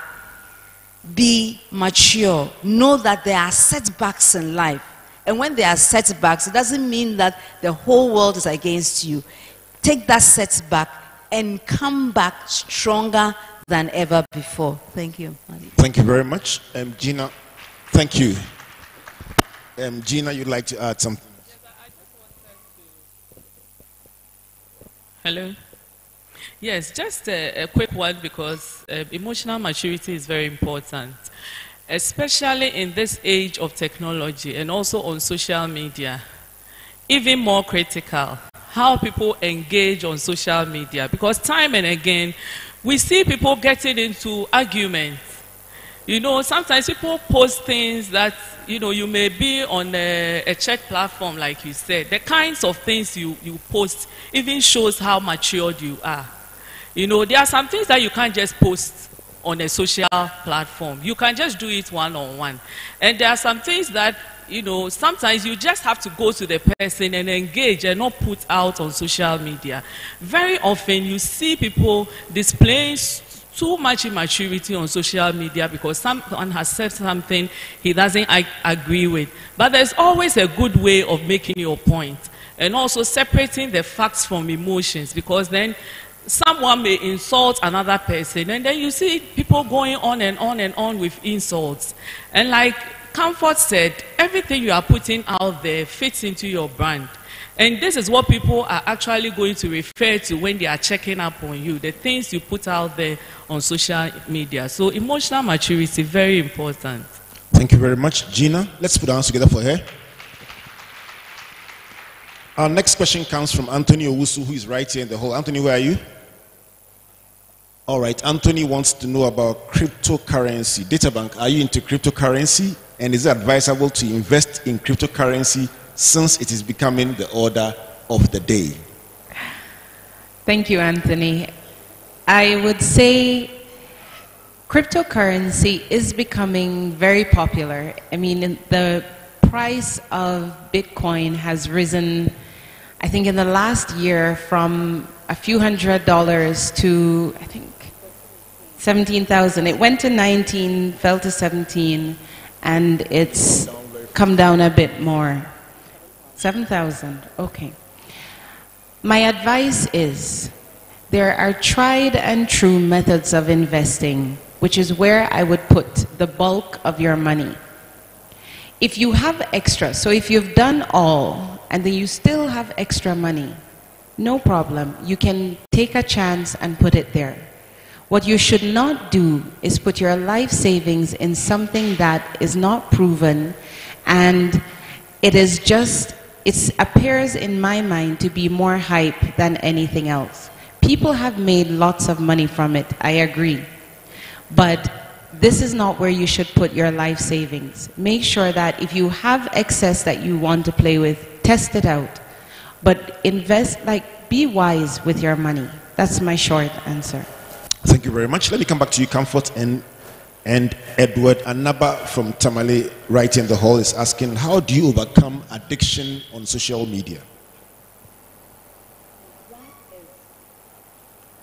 That is a great question, because research says that sometimes using the social media is almost equivalent to addiction, because you get the high when you're on social media, and the high is created when you go on something that you've posted and you see the number of likes that the post has. So the more posts you have, the more high you get, and the less posts you have, you feel that suddenly the world doesn't like you again. Now, the thing about social media is discipline. You remember in one of my slides I talk about time. So you have to decide what time frame you would devote to social media. Because unless you're a full-time social media person, where that is your work, and therefore that is where you're supposed to spend your time. If you are like you and I, we have other things to do. So what time do you have to spend on that? If you remember the timings that I gave, you realize that I said, let's say about 1 o'clock. And 1 o'clock is after lunch or during lunch, depending on your workplace. Or in school, yours would be after 3 p.m. or I think 5 p.m. So say that for an hour after school, you will do that. And then switch off. Switch off. click all those buttons off. If you don't need your phone, like students where you are in classes, turn off the phone. And then after classes, you put it on for that 1 hour, do what you want to do, see your various sites, and then go and do whether it is your homework or assignment, but you, the individual, ensure that you are able to switch off.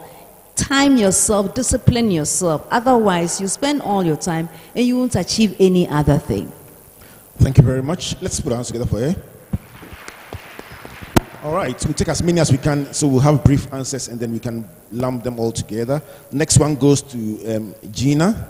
Mohammed Mubarak from Tamale, asking on WhatsApp, says, how does one manage corruption as a national service personnel in your institution without being sabotaged? That is, if you see others embezzling the institution's funds. National service person battling with corruption, your advice? I think that's a very difficult one. However, I mean, I always say that wherever you are, people should know what your values are. And that is why I put attitude, as part of superior, because it goes back to your values. What are your values in life? If your values includes integrity, leadership, building healthy relationships, you will not be engaged in things just because others are doing it. Because wherever you go in this world, people will do the wrong thing and people will do the right thing. You just have to decide what kind of person you want to be. And once you are able to establish your identity from the beginning, people will respect you when you advise them. Because you should be able to walk up to people, you should be able to have discussions with people. In MTN, we call them crucial conversations. Being brutally frank with people. Because I believe that if you are a leader and you are corrupt, and a younger person comes to you and tell you, I've seen what you do here, and I don't think it's right. And would you like to look at it differently? It doesn't mean just go out and be shouting, but it means being matured. We've spoken about emotional maturity. You need to have a conversation with people who are corrupt. And once you've shown that kind of credibility, I believe that it will strike a chord in them, because you already have identified yourself as a person of integrity. Thank you very much. Still questions about selection of where to invest. Maybe I'll call Edward Derry to also come and answer this one. Mr. Derry, come up stage. Come and corroborate what Gina is saying, Gillian is saying. So, somebody's asking, how does one determine that investment in a company is not worth it and one should discontinue? When do you say you should discontinue an investment? Thank you very much. It's important that security of our investment is key. And as we have established, you need to ask the tough questions. And so, where I'm sending my money, is it secure? And so, at any point in time, you want to see access to your money. And so, either you're having a statement of your account, or you're having something to show that my money is there. You might have a 5-year objective, but every month, every quarter, every year, you need to see that the money is there. And so we have what we call testing. So sometimes you try and take your money to see whether the money is available, whether you can be paid on time. And then also, you need to engage with the company. You need to consistently be in the company. And you have to also watch the professionals that you are working with. Are they really key professionals? And so people would normally ask for company documents, company profiles, to see the people that they are working with. Who are the key decision makers in that company? These and other things that we can't talk about because of time are some of the things that you need to look out for. Thank you. Thank you very much. Thank you, Mr. Derry. Final question to you, Gillian, from Fusheni. Fusheni says, can you give out some strategies to help liberate oneself from the fear of investment? Fusheni is talking about fear of investment. Okay. My answer to that would be an acronym, 3 letters, TRI. So let's call it TRI. In investing, there are 3 questions you should ask or you should answer before you make any investment decision. One is, what is your time horizon? So how long do you have to invest? Is it less than 1 year, 2 to 3 years, 3, 4, 5 years? It's key because it will determine what kind of investment you should take. So T, time horizon. R, risk tolerance. So how do you feel about risk? The way you answer that question is you think about, if you put your money into an investment that is always going up and down, is it something that every night or every day you will call us and you will say, what is my balance? What is my balance? If you are that kind of person that loses sleep at night thinking about whether your money went up or down the previous day, then there are certain types of investments like equities that are not for you. Then the last one, TRI, investment objective, is what is your purpose for investing? The reason we look at those things is FAIR is all about doing something that, as it relates to investing, is putting your money into something that you don't have confidence about. So if you have a need that you know you'll need your money in 1 year, and you go and put it into an equity investment that in 1 year could fall, you will die from fear because you put your money in the wrong place. So make sure that you answer those questions and then you invest based on the questions you answer. That will eliminate all fear because you would have put your money in what is right for you, not for your friend or your family, but for you. Thank you very much. Gina, your question, final question, and guess what? It's about relationships again. So Nanado in Tamale, not the president, says Gina made a point about building relationships and elaborated on how it helped her. How do you build and keep the right relationships? I think that it goes back to what I said about your attitude and your values. The relationships you keep has to be healthy, like I said. In the working environment, when you are entrusted with a job, how well do you do it? So this goes back to working with your peers, working with your bosses, working with other members of your team. And so if you are diligent in your work, I believe that if an opportunity comes anywhere that you fit in, people will give you a good recommendation. Now, even in your churches, in your communities, people look at how you do things, your approach to your work, how you conduct yourself, your attitude. And I always talk about adding value to whatever you do. And so if you are someone who is known to be diligent, people will remember you for what you do. So you always have to be diligent, you always have to excel, and you have to keep the right relationships. And if you are keeping the right relationships, as they grow, they also bring you along.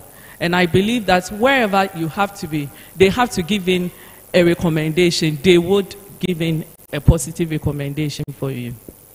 Positive. Let's put our hands together for Gina Asarifia-Gbenim. Final question in the colloquium goes to Comfort Okran, and it's from Felicia Anko from UDS Nyankwala campus. Or in the hall, I suppose. Felicia, are you here?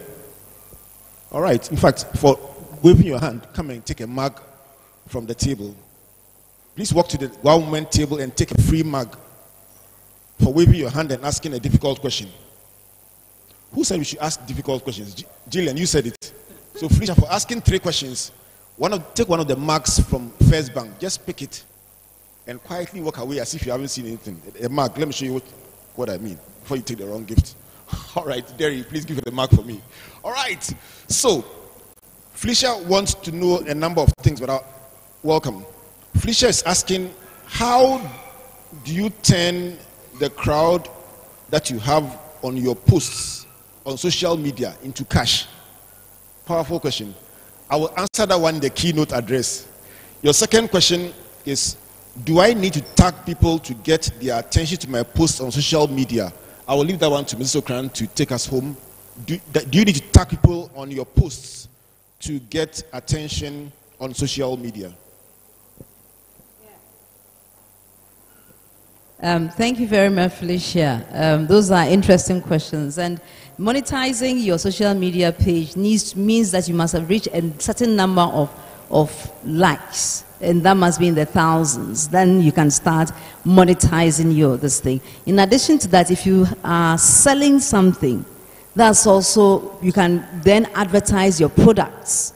And that's what most companies do. And some of our friends to use social media to say that I have this and this product, and therefore people can patronize it. So that's how you can use your social media page to monetize it. And then additionally, tagging people is a skill. Don't tag everybody every time.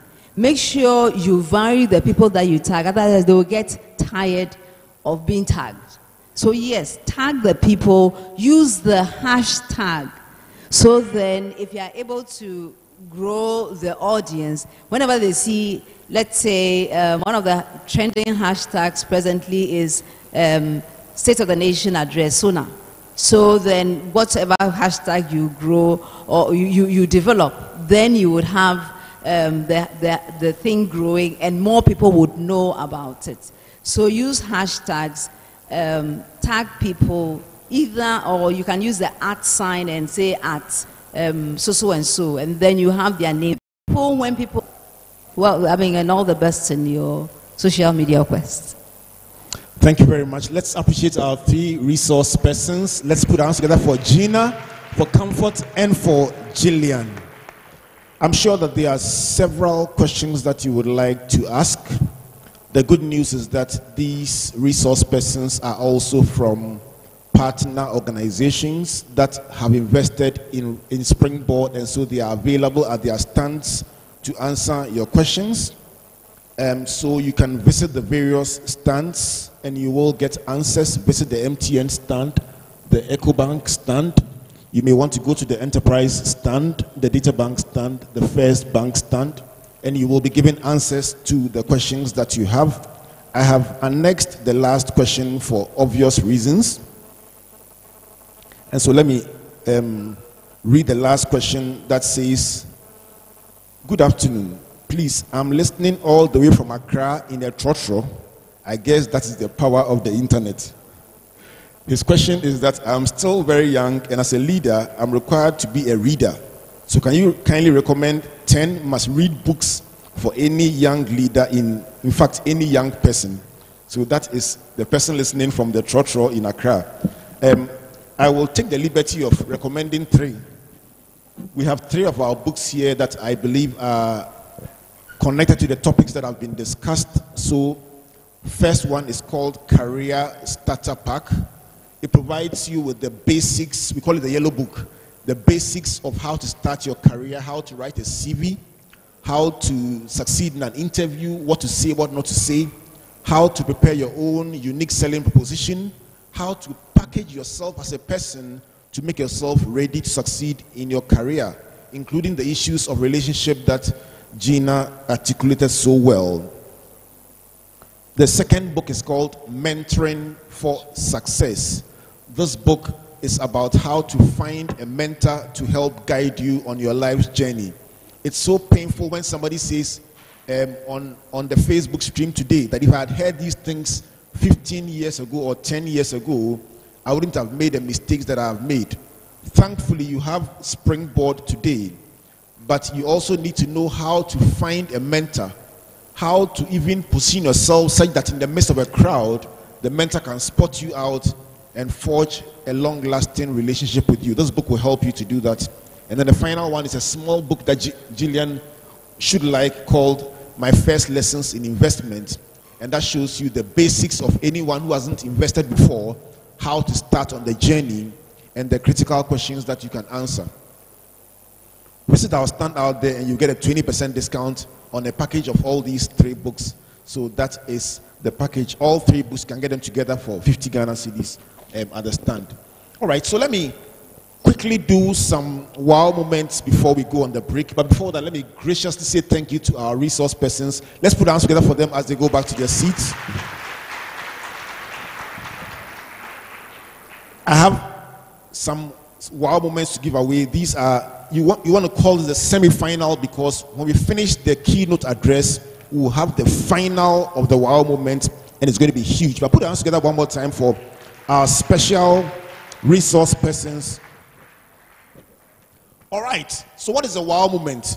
It's simple. We say learning must be fun. Learning should not be boring.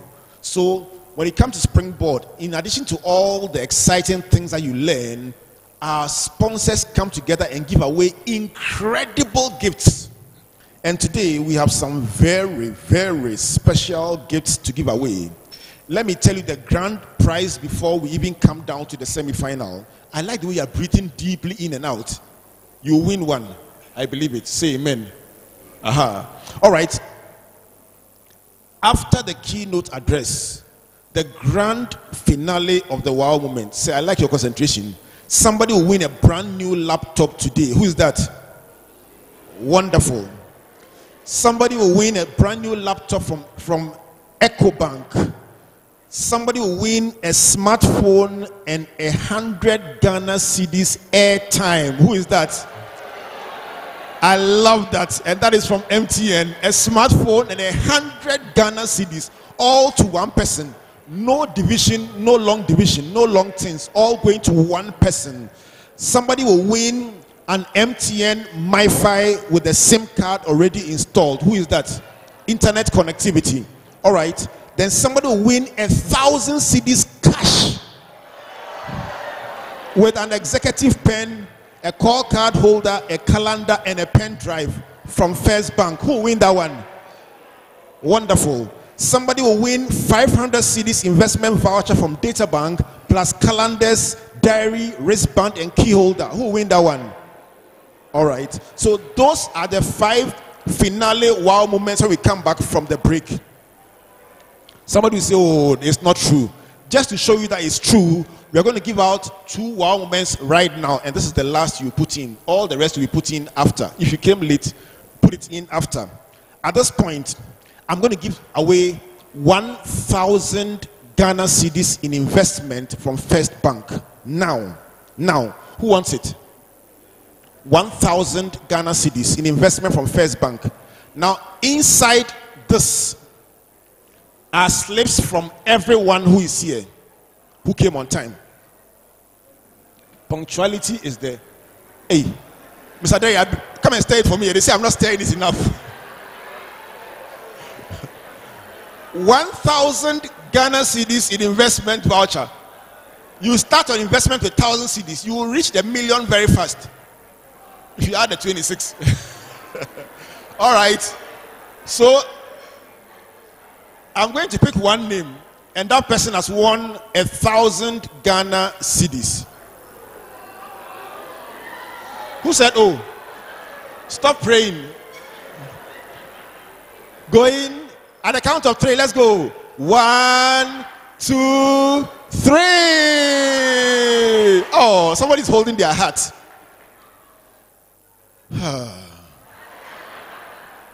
The winner is a female. The ladies are investing.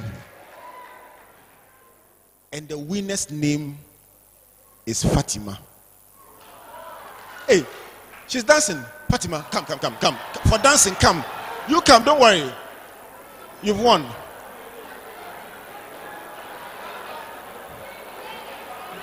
Pardon? What? Surname. Are you also called Fatima? How many Fatimas are here? Oh. Oh. 100 Fatimas. All Fatimas, stand up. All Fatimas. Oh. All right. This Fatima is different from all the other Fatimas because she has Fusaini in her name. Hey, take your time. Are you sure you've won? Take your time. Do we have a UDS Nyankwala, do you have medical students here? Please take your time. Take your time. Take your time. Are you okay? All right. Please. Is there any other Fatima Husseini here? If there's none, I'll give it to her. 1,000 Ghana cedis in investment going.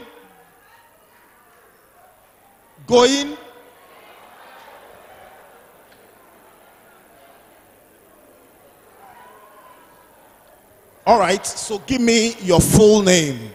Husseini Fatima Juna.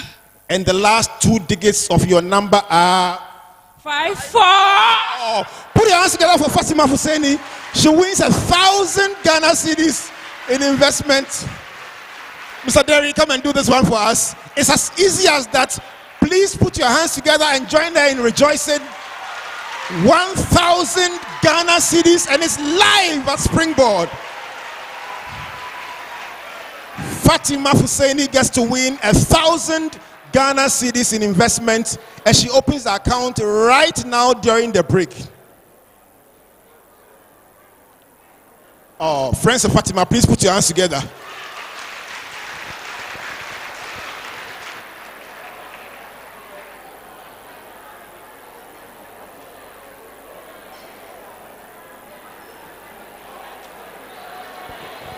Friends of Fatima are rejoicing at the back. All right, so the men, is there hope for you? Is there hope for the men? All right, I am giving out right now a smartphone from MTN. Who wants it? One smartphone, and the men are praying. Matthew, give me one smartphone.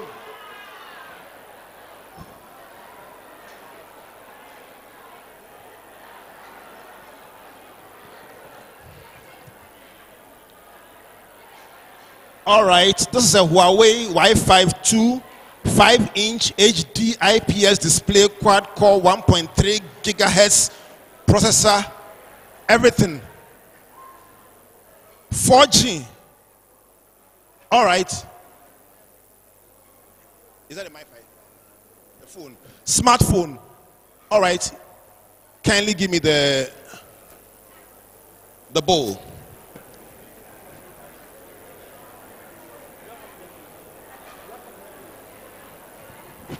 All right.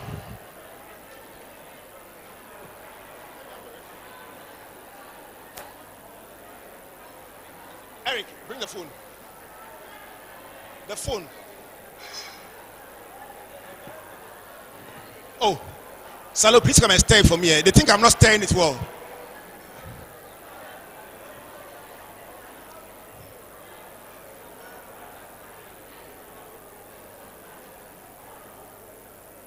Who wants the phone, please? Who needs a phone?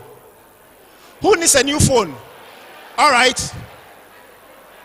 Please don't go. Please don't go. Somebody must get the phone now in the next 1 minute. At the count of how many? 5, 3. 3 or 5? 3. Okay, at the count of 3, let's go. 1, 2, 3. All right, the winner is male. And the winner is Abdul Rashid.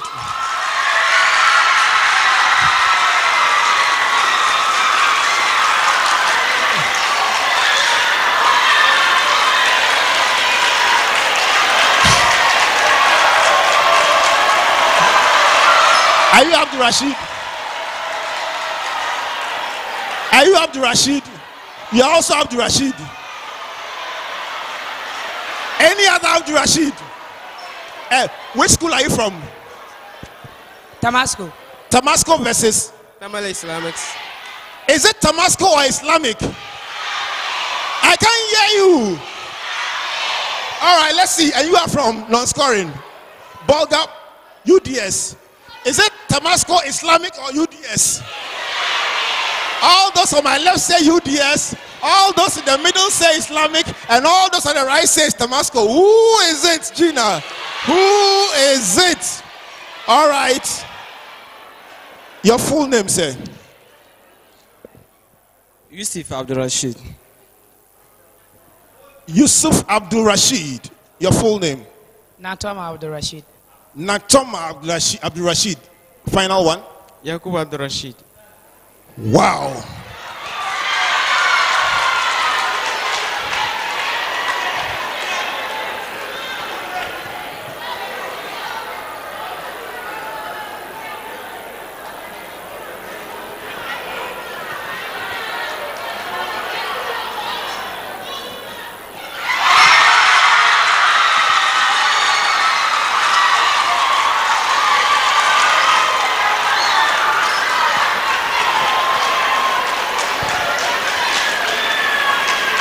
All right, so I just gave out a consolation prize, and they are looking in the back to see whether the phone is there. The phone is not there. All right. So first name again. Nantoma Abdul. Is it Nantoma or it is Yusuf Abdul. Is it Nantoma of Damasco or Yusuf from UDS? Pardon? All right.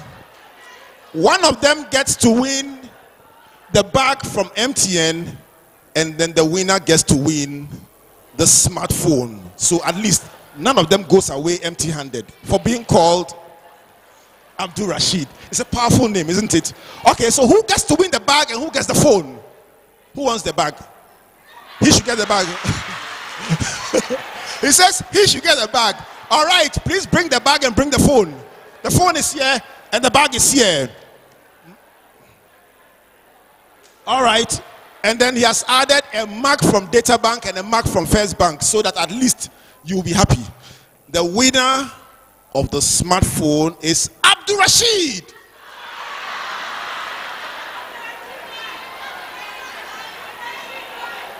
Oh, sorry. Abdul Rashid Yusuf.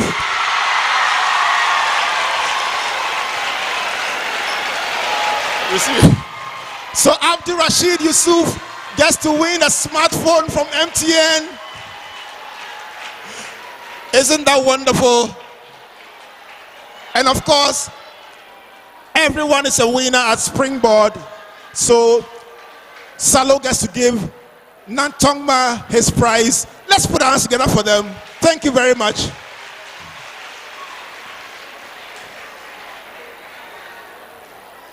We will take a break. Kindly give me your attention.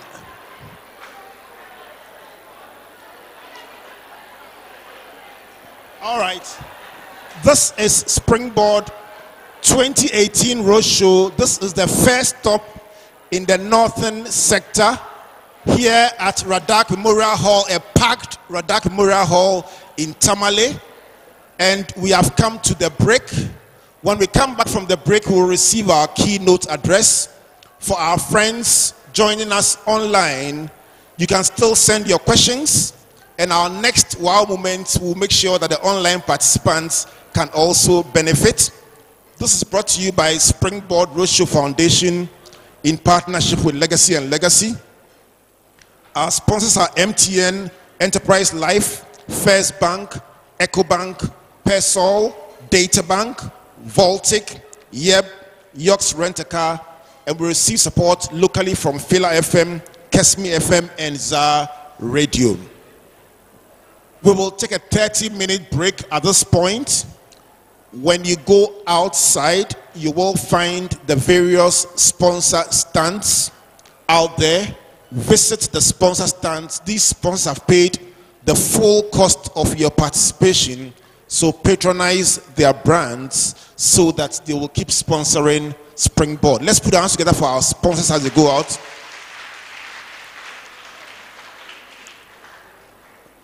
Please note that we have refreshment arrangements outside.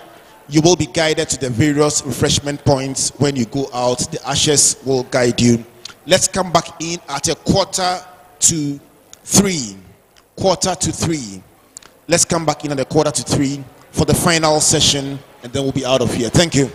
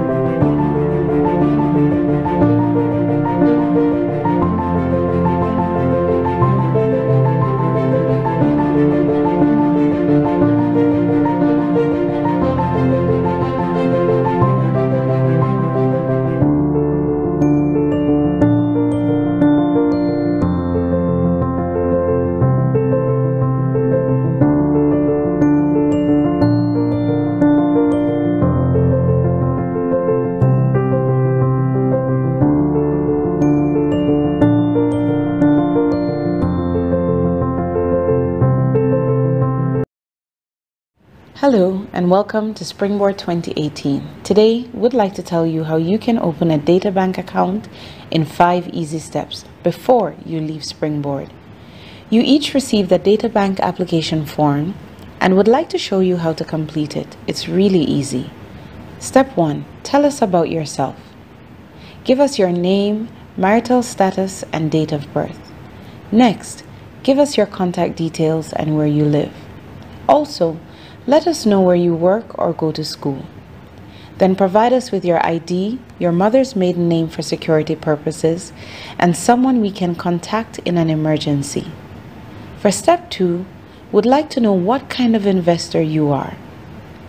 When do you plan to withdraw a significant portion of your money? Is it less than 1 year, 2 to 3 years, 3 years or more? What is your level of investment knowledge? Is it limited? Is it moderate? Is it extensive? Also, how much of a risk taker are you with investing? Is it low, medium, or high? And then would like to know how you would react if the money you had committed to invest for 3 years went down in the first year. These answers will help us to understand your risk tolerance. For step 3, would like to know what you would like to invest in. So let us know. It could be EPAC. That's the focus for Springboard this year. But you can also complement it with M Fund, B Fund, ARC Fund, or Eddy Fund. Just let us know what you want to invest in and how much. Step 4, that's the easy part. Simply sign and date the form. Step 5, that is the exciting part. Submit your completed application form to one of the data bank representatives along with 20 CDs or more, and you will win an instant prize. The time to invest is now. Invest wisely. Invest with data bank. I am going to be your investment advisor for today. This is how the money goes and doesn't come back if you just keep spending. If you're not careful, you'll be eating your fufu without soup. So you need Heritage Fund, a long-term investment for your long-term projects, child's education and retirement. Invest in First Fund to provide the best returns and ready cash in times of need. We can help you raise money for your business or even own part of a company. Don't do this to your money. Top up your investments regularly at our partner banks using post-dated check or cash payment at our offices. So, do you have any questions? Investments advice made simple. Even children understand.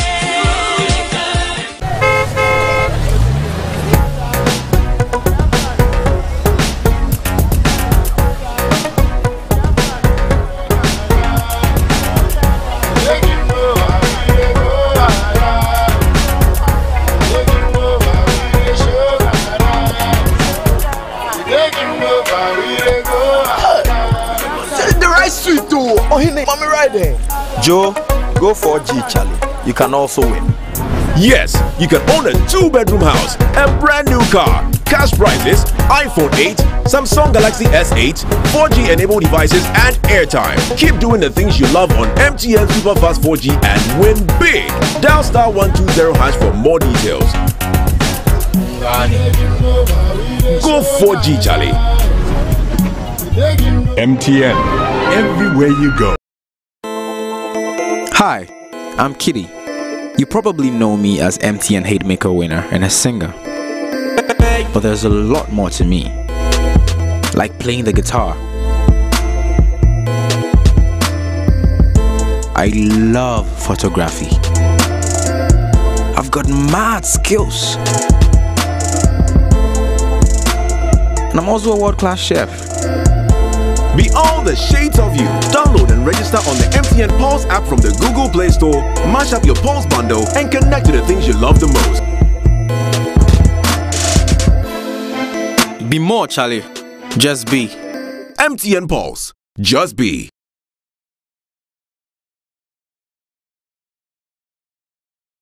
The 10 commandments of public speaking. At this point, let me run by you 10 of the most important things that one would need to be a great public speaker. I call them the 10 attributes or the 10 commandments of all successful public speakers. What the world's greatest public speakers have in common. And I can almost feel somebody say, yes, eloquence is number one. Unfortunately, it is not. The first one is credibility. You say, why credibility? I can tell you for sure that if you lack respect, if you lack authority in an area, you can rattle like a rattlesnake. Sometimes we get emails from people who have not necessarily accomplished anything, who say, listen, I would like to speak on one of your platforms, and if you allow me, this is what I'm going to say. Then they send you paragraph 1, paragraph 2. And I say, if it was about oratory, then only poets will speak in public. It's not just about what you can say, it is what you have achieved. What are you an authority in? So credibility is born out of your area of authority. So what are you an authority in? What is your accomplishment? What is your track record? How far have you come in one field or another? So there is something called the right to speak. That right can only be given to you if you have proven yourself in one area or another. So the first thing that you need, and all of them start with the letter C. The first thing that you need is what? Credibility. One more time. Credibility. The second one is character. And you are saying, so where does the speaking come in? No, you need character first. If I brought somebody here who everyone knew to be somebody of dubious character, somebody who does not uphold the values that one would want to show as a role model, no matter what the person says, you'll be sitting down saying, oh, what are you talking about? These people, we know them. They are going around doing all the vices in town. Character is it. Colin Powell, one of the authorities in leadership, says that people would prefer to watch what you do more than what you say. So I will say that your greatest message is lived rather than spoken or said. And so if you are telling people about punctuality, they must see you live it. Imagine if we had not started this program on time and I'd come to stand here to say, listen, punctuality would help you achieve your goals in life. Then somebody will look at the watch and say, but you started the program 2 minutes late. So we started a minute to time. That way, then we can speak about punctuality with authority. So your greatest message is what you live more than what you say. So the second attribute, if you want to become a great public speaker, is character. Let's all say character. The third attribute, and this may sound slightly political, is constituency. Constituency. Who knows you? Who would like to listen to you? Are there people who want to pay to come and listen to you? Or travel to come and listen to you? Or even if it is free, sit down and give you their undivided attention? Are there people who would find what you are saying beneficial? Or who are trying to discover something in the area that you are an authority in? For you to become a public speaker, you must have a constituency. That means that there must be people who are either beneficiaries, listeners to a program that you do, readers to books that you have written, researchers who want to understand the subject that you are an authority in, admirers who love what you have done and want to become like you one day, students who want to go into the depth of the subject you are an authority in, an audience who say, this is the person that I came to listen to, or followers who say, this person holds the key to the future and I'm glad to follow him or her. The moment you're unable to answer the question, who would listen? When I give a speech, who would listen? When I write a book, who will buy? When I go on radio, who will tune in rather than tune off? That is your constituency.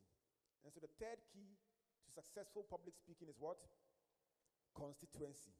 Number 4 key to effective public speaking is content. Now we are coming closer to the meat.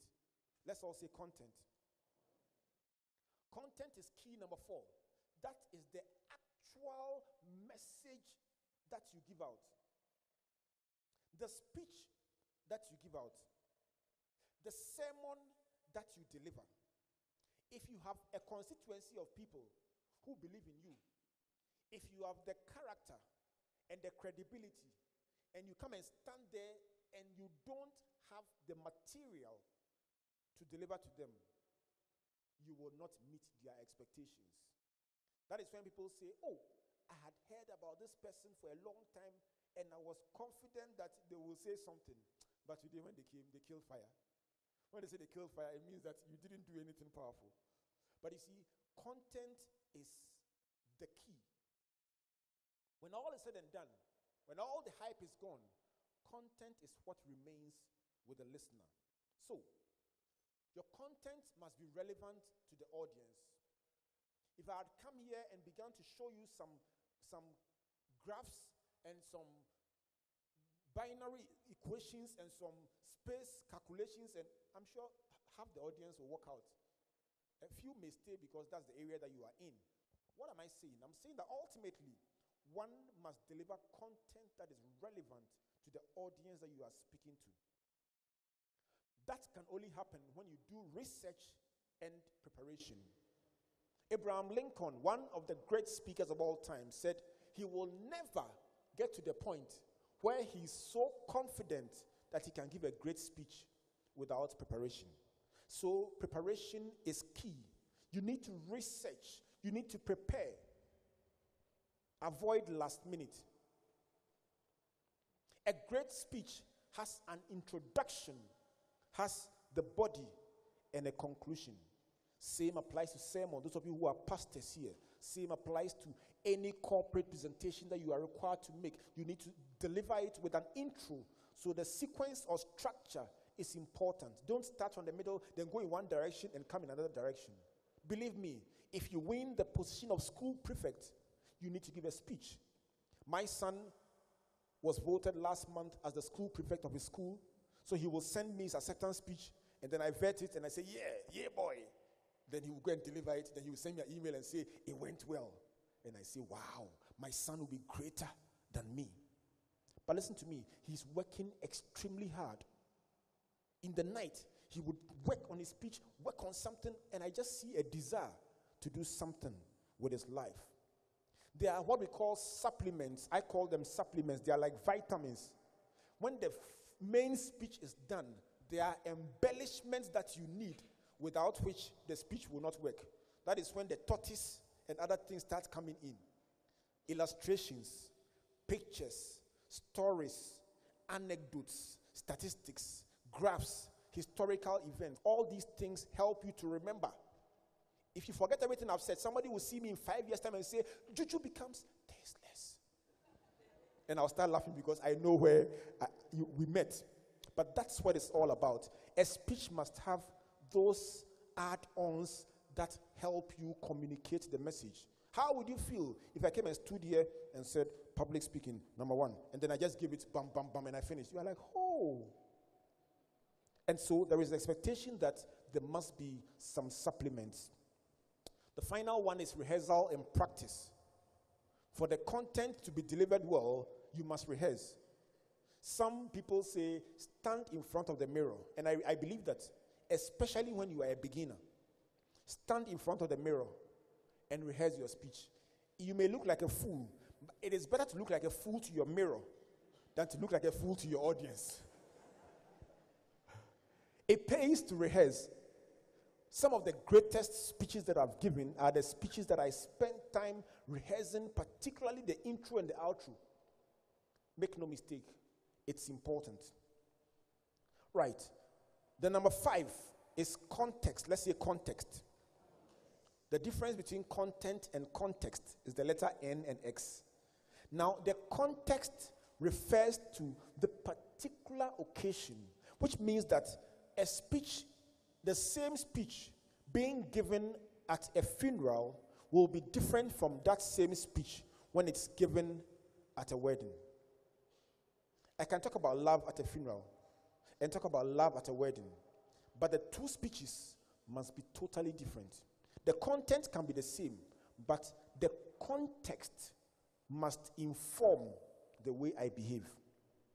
I must not go giggling and cracking jokes at somebody's funeral, lest one of the bereaved, beyond some point, takes offense and stands up and gives me a slap. So the occasion determines how you present your message. The audience who is listening, are they young people? Are they elderly people? Are they predominantly female? Take into consideration the context in which you are delivering the message. Then the demographics, that refers to age, gender, ethnic, and other considerations. Let me be very brutally frank here. When it comes to such sensitive demographic and other considerations, be very mature as a speaker, because if you get it wrong, it can cost you for a long time, and you can erase it and still not be able to get it off. You must appreciate the peculiar dynamics of ethnic, gender, age, and other considerations, so that you don't speak down to any group or show indifference to any group and their sensibilities. Appreciate the relevant protocols. When there are nanum and so on in the place, it helps to appreciate that.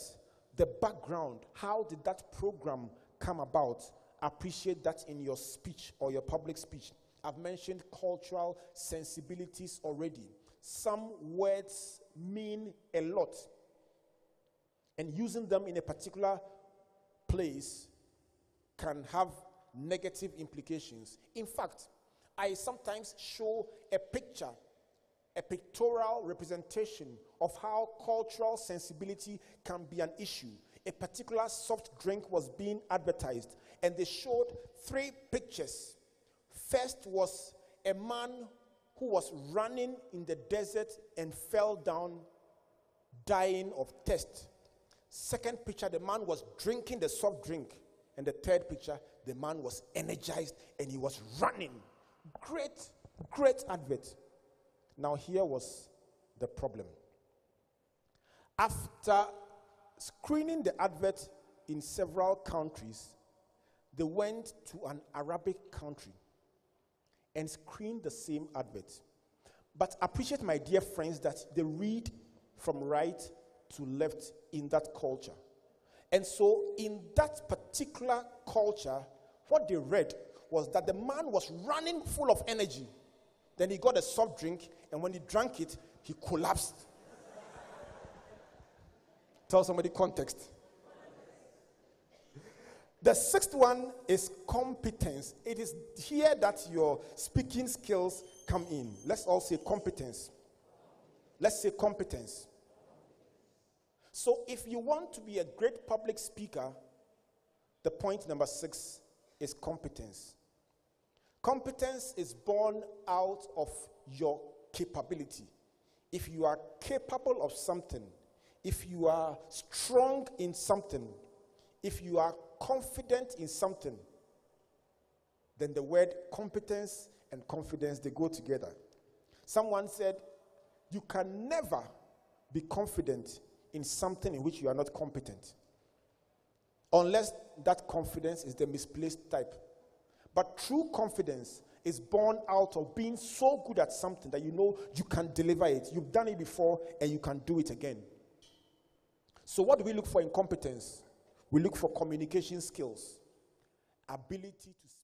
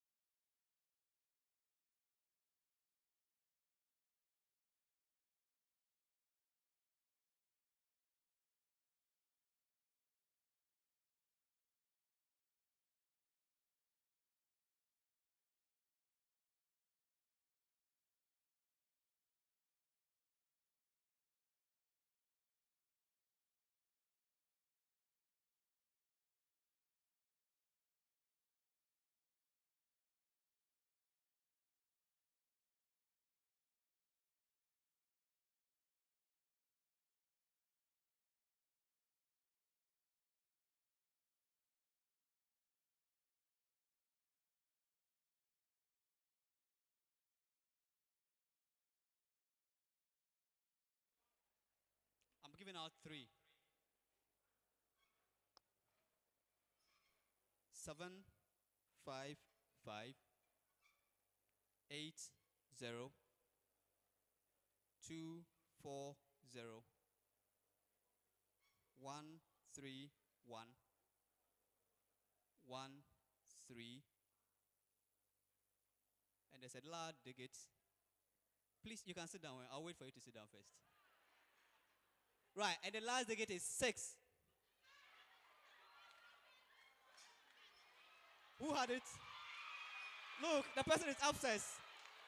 Good, good, good, good.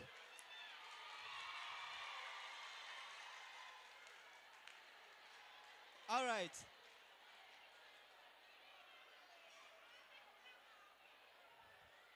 Next. Please, gentlemen, if you stand, it won't make any difference. Kindly sit down. All right, those outside, please come in. All right, the next 067 609 879 155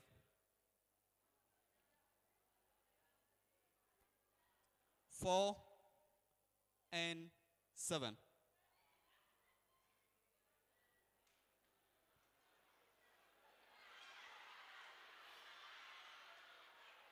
When you hear yes, who won it? All right, I can see the person over there.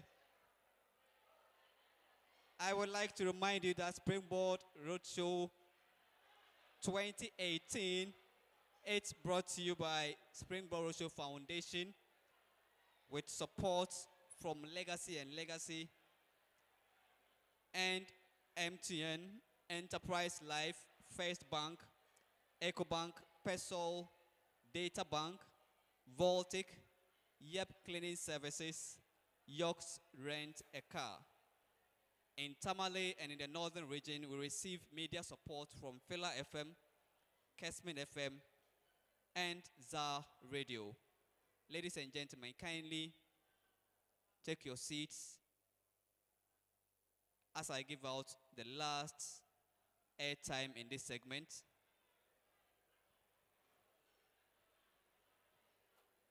Whilst at that, if you still have questions about any of the things that was said on stage, you could either send it through WhatsApp or ask the question on Facebook on our 2 pages, and we would answer those questions for you.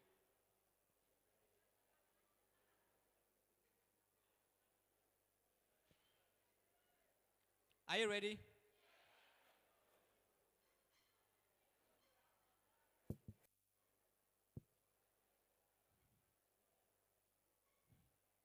All right. 9190 966 1111 85. And if you're either a volunteer or with the Springboard team, kindly put your phone down because we want our participants to enjoy this. I can see some of us doing that. I would kindly ask that you allow our participants. And the last digit is 1.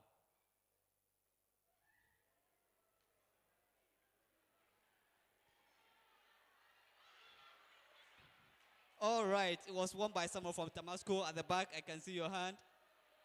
Thank you very much. Thank you very much. All right, kindly get seated. Kindly get seated.